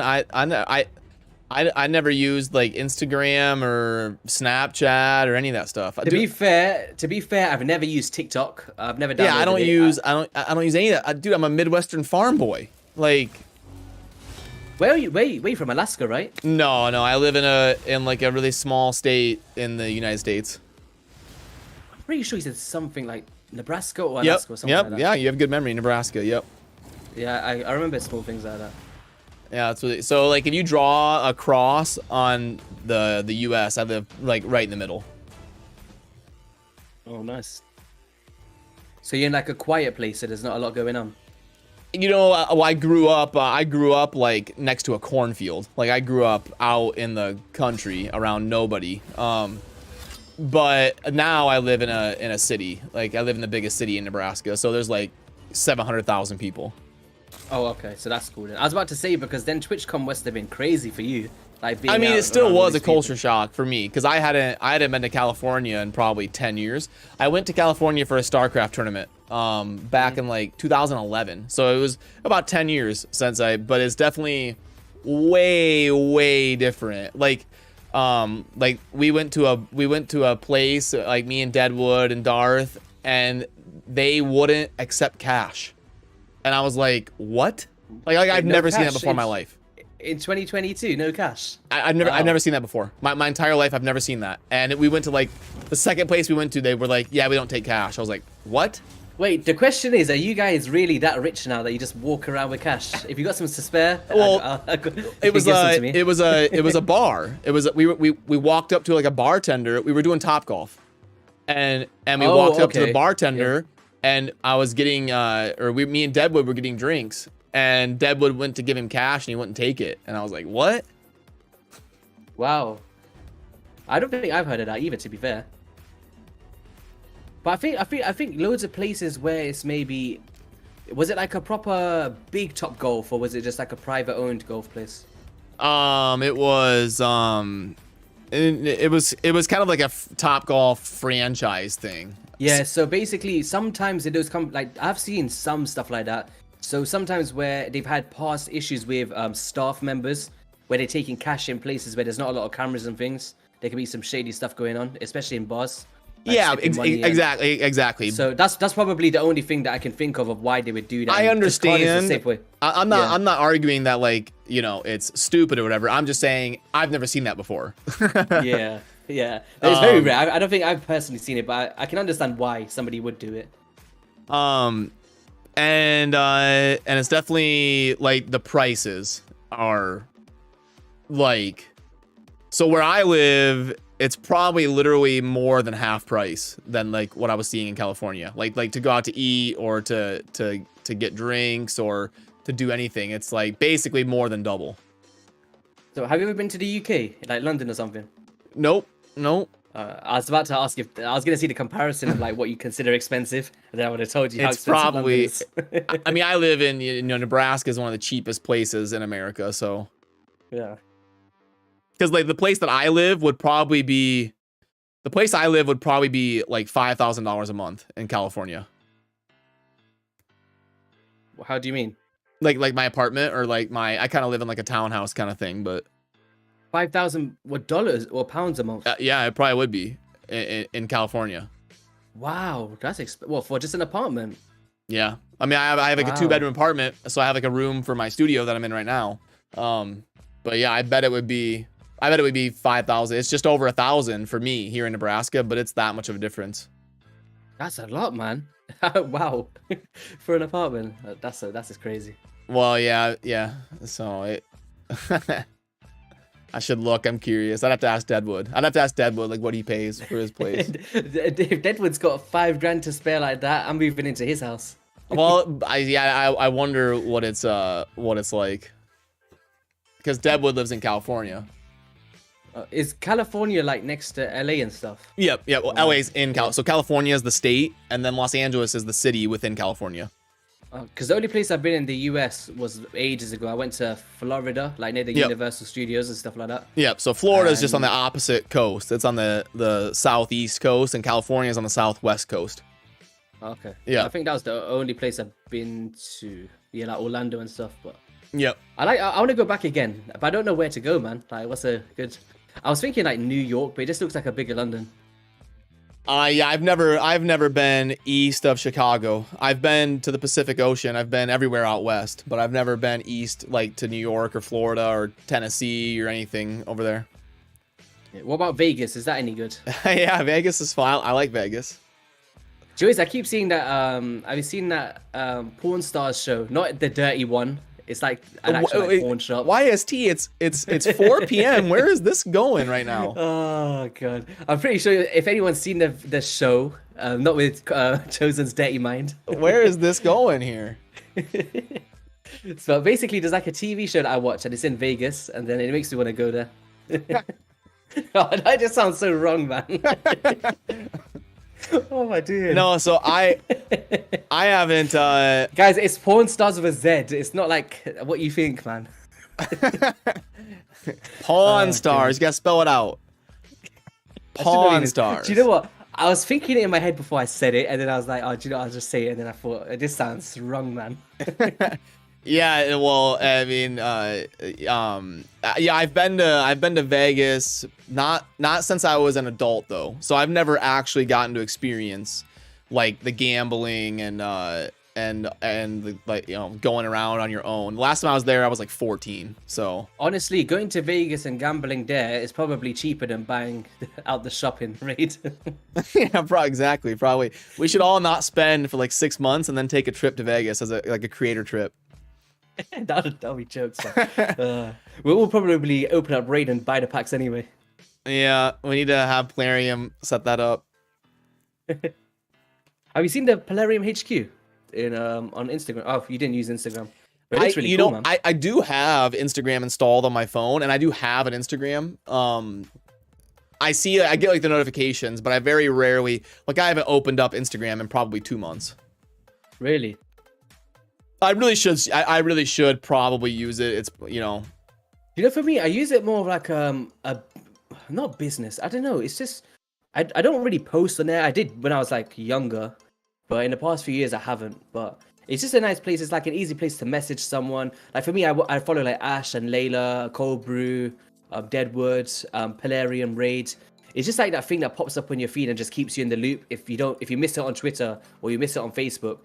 It's just like a way to see things. Yeah, because I end up doing all my messaging like you were talking about. Like if I got to talk to Cold Brew or Ash or whatever, I use Discord. Yeah. And because I try to like not spread myself too thin. Like if I start doing like these 7 different platforms, I feel like I would just lose track of it. Yeah. So someone in the chat called Abel is saying, YST would love to go to Fremont Street. Is that a bad place? I don't even get that reference. It must be a street in Las Vegas. I hope it's not a dirty street. Yeah, I mean, they like, I know they call it like the Strip. That's like the main area. Oh god. It's like all the casinos and stuff, but oh man. Yeah, I need to come to the US one day. I'm hoping that Raid does the TwitchCon in Paris this year, because I really want to go to that one.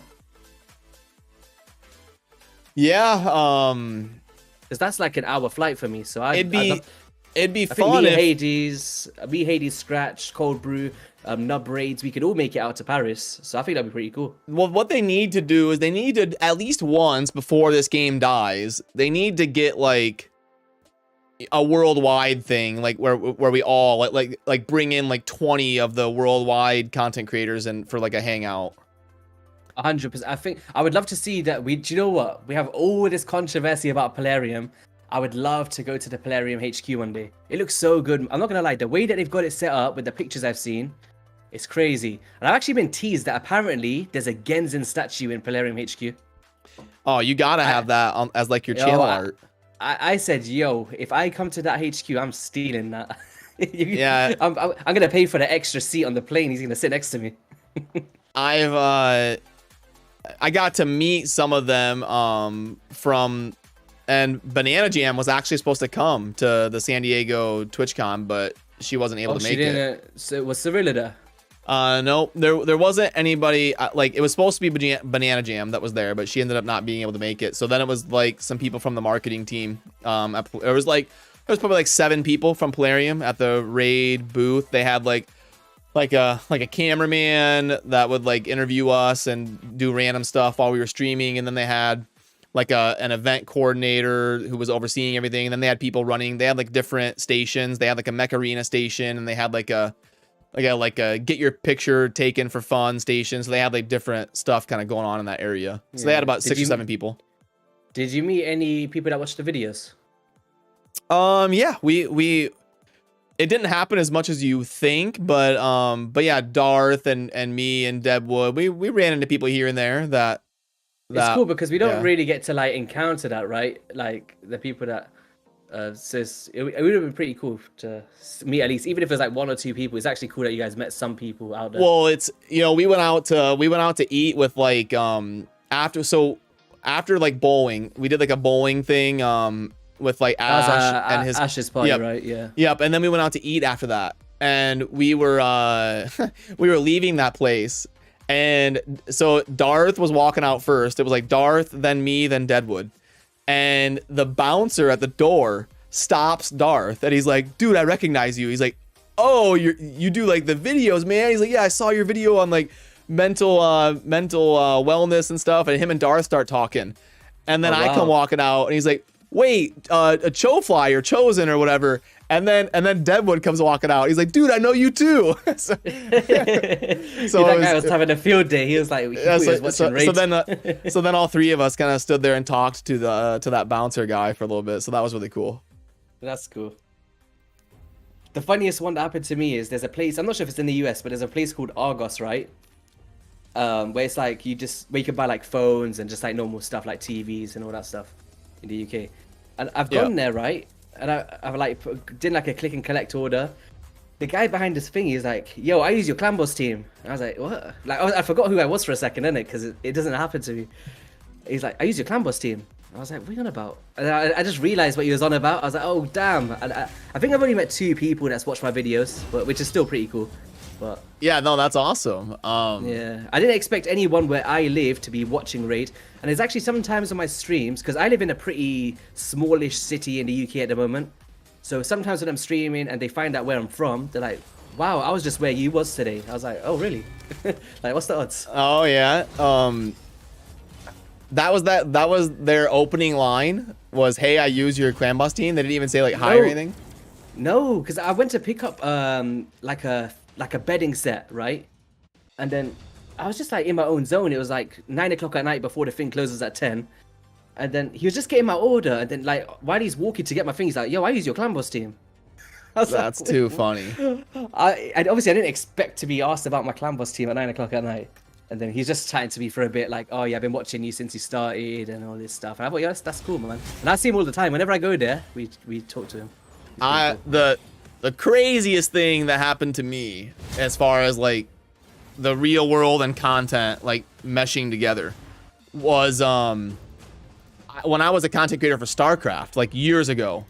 I was a bartender somewhere, and I guess someone came in and saw me and didn't like want to approach me or anything, or didn't want to like sound weird or whatever. I don't know whatever the reason was. But they message me on like Discord or some app. I get this random message and they're like, "Hey, do you happen to work at such and such?" And I'm like, "Who are you?" And they're like, "Dude, I totally saw you bartending, but I didn't want to like sound weird and say anything, but oh my god, that was you." And I was like, "Oh my goodness." Oh god. That's jokes. I wonder how like someone like a Hell Hades or an Ashes out in public. That must be pretty fun to see. Yeah, I mean, I hung out with I didn't really hang out with Ash much in public. Because we have like Ash is really cool. Is he like the same crazy vibe in person? Is he like really loud and stuff? Yeah, no, he's a lot of fun. I mean, Ash is just what you see in videos. In the videos, yeah. He's just. I heard that about all of you. To be fair, like yeah. When you was there, it was just like you were chilling the same way that you do now. So. Yeah, it's definitely it's surreal when you like spend 3 years talking to somebody like only on Discord and then you like meet. But yeah, it was Do you know what? It was fine. I went to Portugal for a wedding, right? With my daughter, and do you know TM Server from Twitch? Yeah, definitely. Yes, I met up with him in Portugal and his family, and then we went to the beach. We went to the beach with our kids, and it was like the first time I met a creator from our scene, and we had like a whole day together. So that was like the only creator I've met, but that was pretty cool. Oh, nice, yeah. I spent like a whole day out there with the beach of him and stuff like that. Just spoke about Twitch and YouTube, and it was pretty fun, man. Yeah, no, I know Surfer very well. He used to raid me all the time and stuff. We used to raid back and forth on Twitch. I've actually got a picture of us as well. It's on my YouTube. Well, I'll find it for you. I'll get it for you. I'll send it on Discord. Because it'd be pretty funny to see like both of us together, I guess. Let's see. TM Surfer. Boom. Alright, let's find this picture. There we go. Let me just save it for you. Let's go to Chosen. Oh, my Septimus is missing gear. What happened there? So here we go. I'll send you the picture. Okay, what do you got here? So that was me and TM Surfer out in Portugal. Oh, cool. Yeah. Looks like a nice day. It was, man. It was in the middle of August. It was boiling. What's boiling there? It was about, I think, about 37 degrees Celsius, but it was like raw heat. Can you Americanize it? What's that, Fahrenheit? Oh, for God's sake. Oh, okay, 98 Fahrenheit. Is that hot for you guys, or is that cold? No, that's definitely hot. But it gets way hotter where like at certain places in America. Let's see. It gets to about 40 Celsius. Okay. So what weather is it for you right now? Is it like freezing? Right now it's yeah,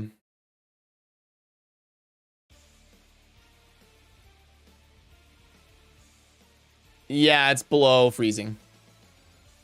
Yeah, for us right now, where I'm anyway, it's -3 degrees Celsius.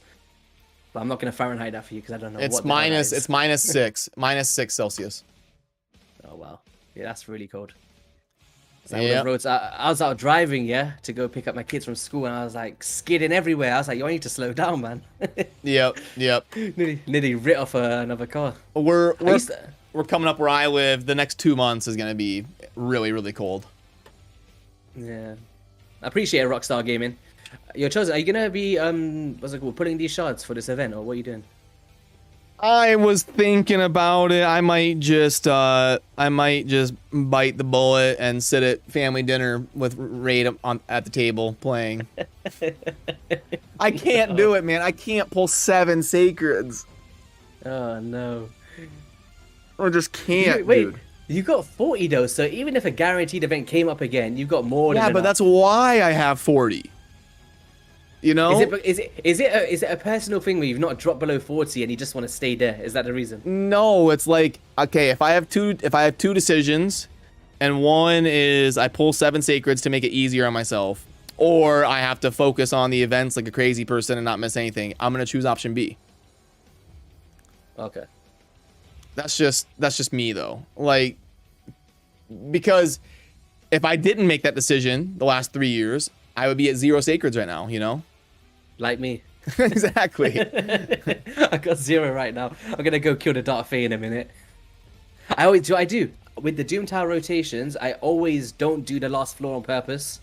Because if I ever need a sacred shard for a video or something, I know that there's one I can quickly do and just save there. So I usually save those. A sacred shard for a video, like for why? No, like if let's just say I'm pulling shards and I don't get a legendary, then I've got that extra shard that I know that's there as like a backup. And sometimes I usually always get a legendary off the last one. Oh, jeez. That's what it comes down to. But to be fair, Clan Boss has been really good to me. Like, I've been getting a lot It of sounds sacred like shards it. You said you got like 30 voids in a month. I'm not even going to mention my secrets because people are going to go ballistic. That's ridiculous. Like, I think I've We been getting a need this sacred- information fact checked. We're gonna. Do you know what? I honestly, yeah. I'm gonna ask I think- Plarium to look into your account. Guys, honestly, I'm not even joking. I'm not even chatting rubbish. I actually think I've got a sacred every 2 days this month. Like, I keep getting sacreds. That's all I get from. Well, that would be. I mean, that's not that crazy. Let me see. So that would be 15 in a month.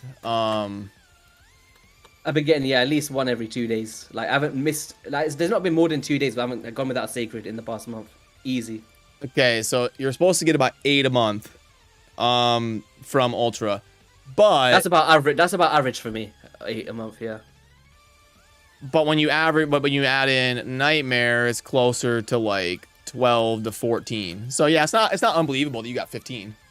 Okay. Yeah, That's no, alright. that's I thought I was just getting unbelievably lucky. And I was like, what on earth's going on? no. Yeah, I would say 10 to 15 a month is where you're gonna be 90-something% of the time. Now, if you have a month where you get like 17, that would be crazy. Or if you have a month where you get like 7, that would be just awful. Yeah, but I think if you do actually optimize and do your clan boss and save up, you actually end up with a lot of shards if you don't summon for a bit. Like, it's insane, man. Like, how much you can save. Yeah, like I've got 171 voids right now, and I was broke on voids not too long ago. So, are those any of those purchase, or are they just? I only spend when it's a really good offer. So I probably spend I'm probably one of the lower spending content creators. Okay. So, are you going for what do you think about Alil and that 110 rubbish? I did no, I'm not going to. It's terrible, isn't it? No. Now I know Senti, who's a really good or smart player. Do you know Senti? Yeah, you're mentioning him to me earlier. Yeah, HG Senti. He was telling me that like you should always take a guaranteed void Lego. If you have the resources, you should. Is basically what he was telling me, and I was like, yeah, it's obviously it's a good thing to do it because you know exactly what you're signing up for. But when they keep increasing the thresholds, it's like, when does it stop? Because it's gonna be like 20 sacreds, 25 sacreds, 30 sacreds. yeah, I mean, I don't even know that I would do it for 80. To be honest with you, like if they kept it the normal 80. On it, look, if you break it down right, 110 void shots technically is a good deal, in my opinion. The problem is they're not giving us a legendary that's worth 110 void shards. Like, if they put like a Hegemon here or like someone top tier, then you might think about it, right? Like, ooh, 110 void shards and I know what I'm getting. Because players go years trying to chase a specific champion and they never get it. But if they're throwing champions like a Lil in there and Fortus at these crazy thresholds, it's just a waste. You'd rather just summon over a 2x voids and get lucky, right? Yeah, But I think for the price of the shards, like 80, 90, 110 is fine, like whatever you want to do. But the amount of shards that you're asking for has to replicate in the champion that you're giving. Like, you can't charge these costs for somebody that hits like a wet noodle. Like, on paper he reads really cool, but he's not buffed in the game as of now, and you can't really invest in a champion. Like, even with Fortus, everybody thought, yo, he's going to get a big buff, let's do the guaranteed event. It's been months and the guy's not been touched, right? So, sorry, I was muted. Yeah, no, I was trying to pull it up here so I can take a look. But yeah, if that was a top tier champion in 110, like off the top of my head, like I'm trying to think of somebody reasonable here. I got it up on stream if you want to see all the. Is that the Void Legendaries? Yep. Okay, so I'm trying to think of somebody. So somebody like 110 worth, I would say maybe a Crizia. Yeah, a Crizia I would have done. I'll tell you the ones that I would have pulled 110 for. Yumiko, Siphi, Acrizia, Leorius. No, but okay. No, wait. You have to be reasonable because they're not going to put these champions in guaranteeds. Then, if I can't do anybody in S, then I'd say think Shogger would have been perfect. Shogger would have been perfect.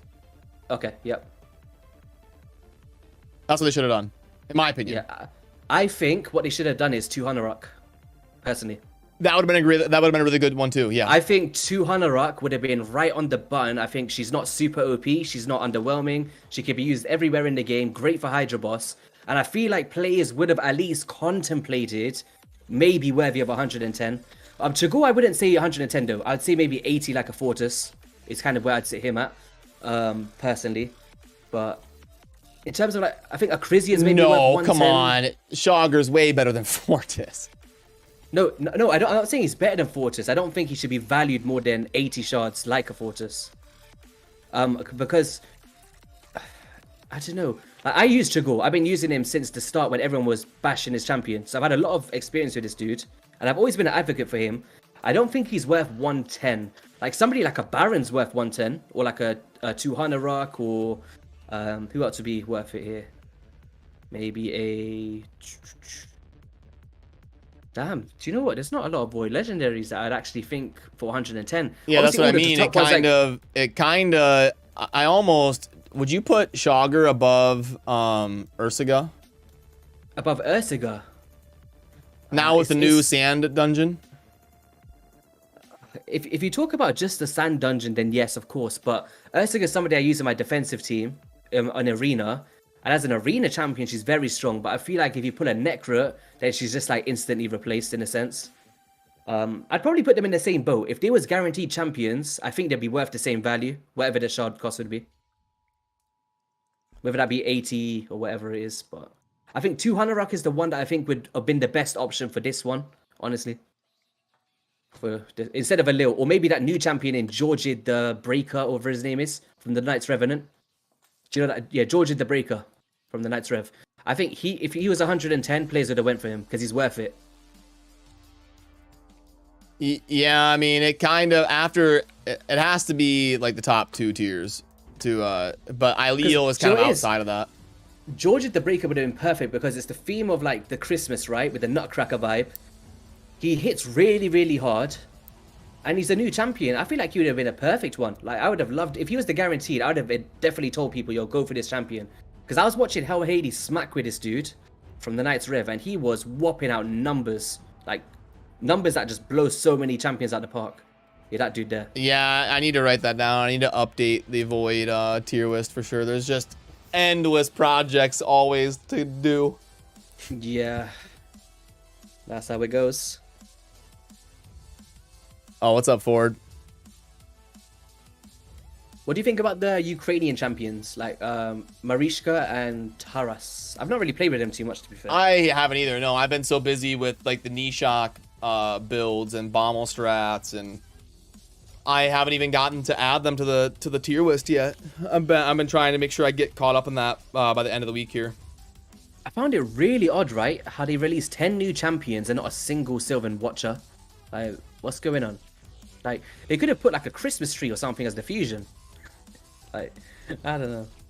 Because they need to start filling up this faction, because it's going to be how many... Wait, when did the Sylvan Watchers come out now? A month ago? About, yeah, 5-6 weeks. Yeah, so what? 3.5, 4 months left until the faction wars is kind of scheduled for? 6 months after it's Well, released. they said at least 6 months. 6 months. But So, I think 6 months was between the Shadowkin releasing and the faction was dropping. I believe it was 6 months, if I remember correctly. No, we we had this argument a while ago, and it was closer to like a year. Was it really? Which I agree with you. That shocked me. I didn't think that, but because I thought that it started at the start of the year, and then around August, June time, no, June, July time that we got the faction wars. From what I remember. Yeah, no, it was a really, really, really long time, because I remember being shocked by it. We talked about it like a month ago. Wow. Time just flies then. Yeah, time It feels flies. like Shadowkin got released yesterday. I know. Yeah, Wow. It was a really long time though. Damn. But yo, Chosen, I'm gonna call it wraps here. Nope, that's fine, cause I am too. So I will light it up as well. YST, can you link to your channel in the chat or anything before you go? Yeah. Let me just go find that. Because massive shout out to YST for joining me and helping with the team. I'll get a post on the site. I'll get it in text form, and I'll maybe do a video on it as well. But we'll get it covered on the site to keep you in the loop on the Nishack builds that are coming out, and YST's been at the forefront of that. So thanks for taking the time to join me, man. And click the YST channel link down there and make sure and go show him some love and support him. And yeah, I'll be around tomorrow doing the normal stuff. Have a good Friday night. Don't do anything I wouldn't do. Be good, and we'll see you soon. All right, you can say your goodbyes here, YST. Lord Genzin says bye, everyone. Thank you, thank you for joining and all of that good stuff. You bet. All right, Take it easy, man. See you guys soon. See ya.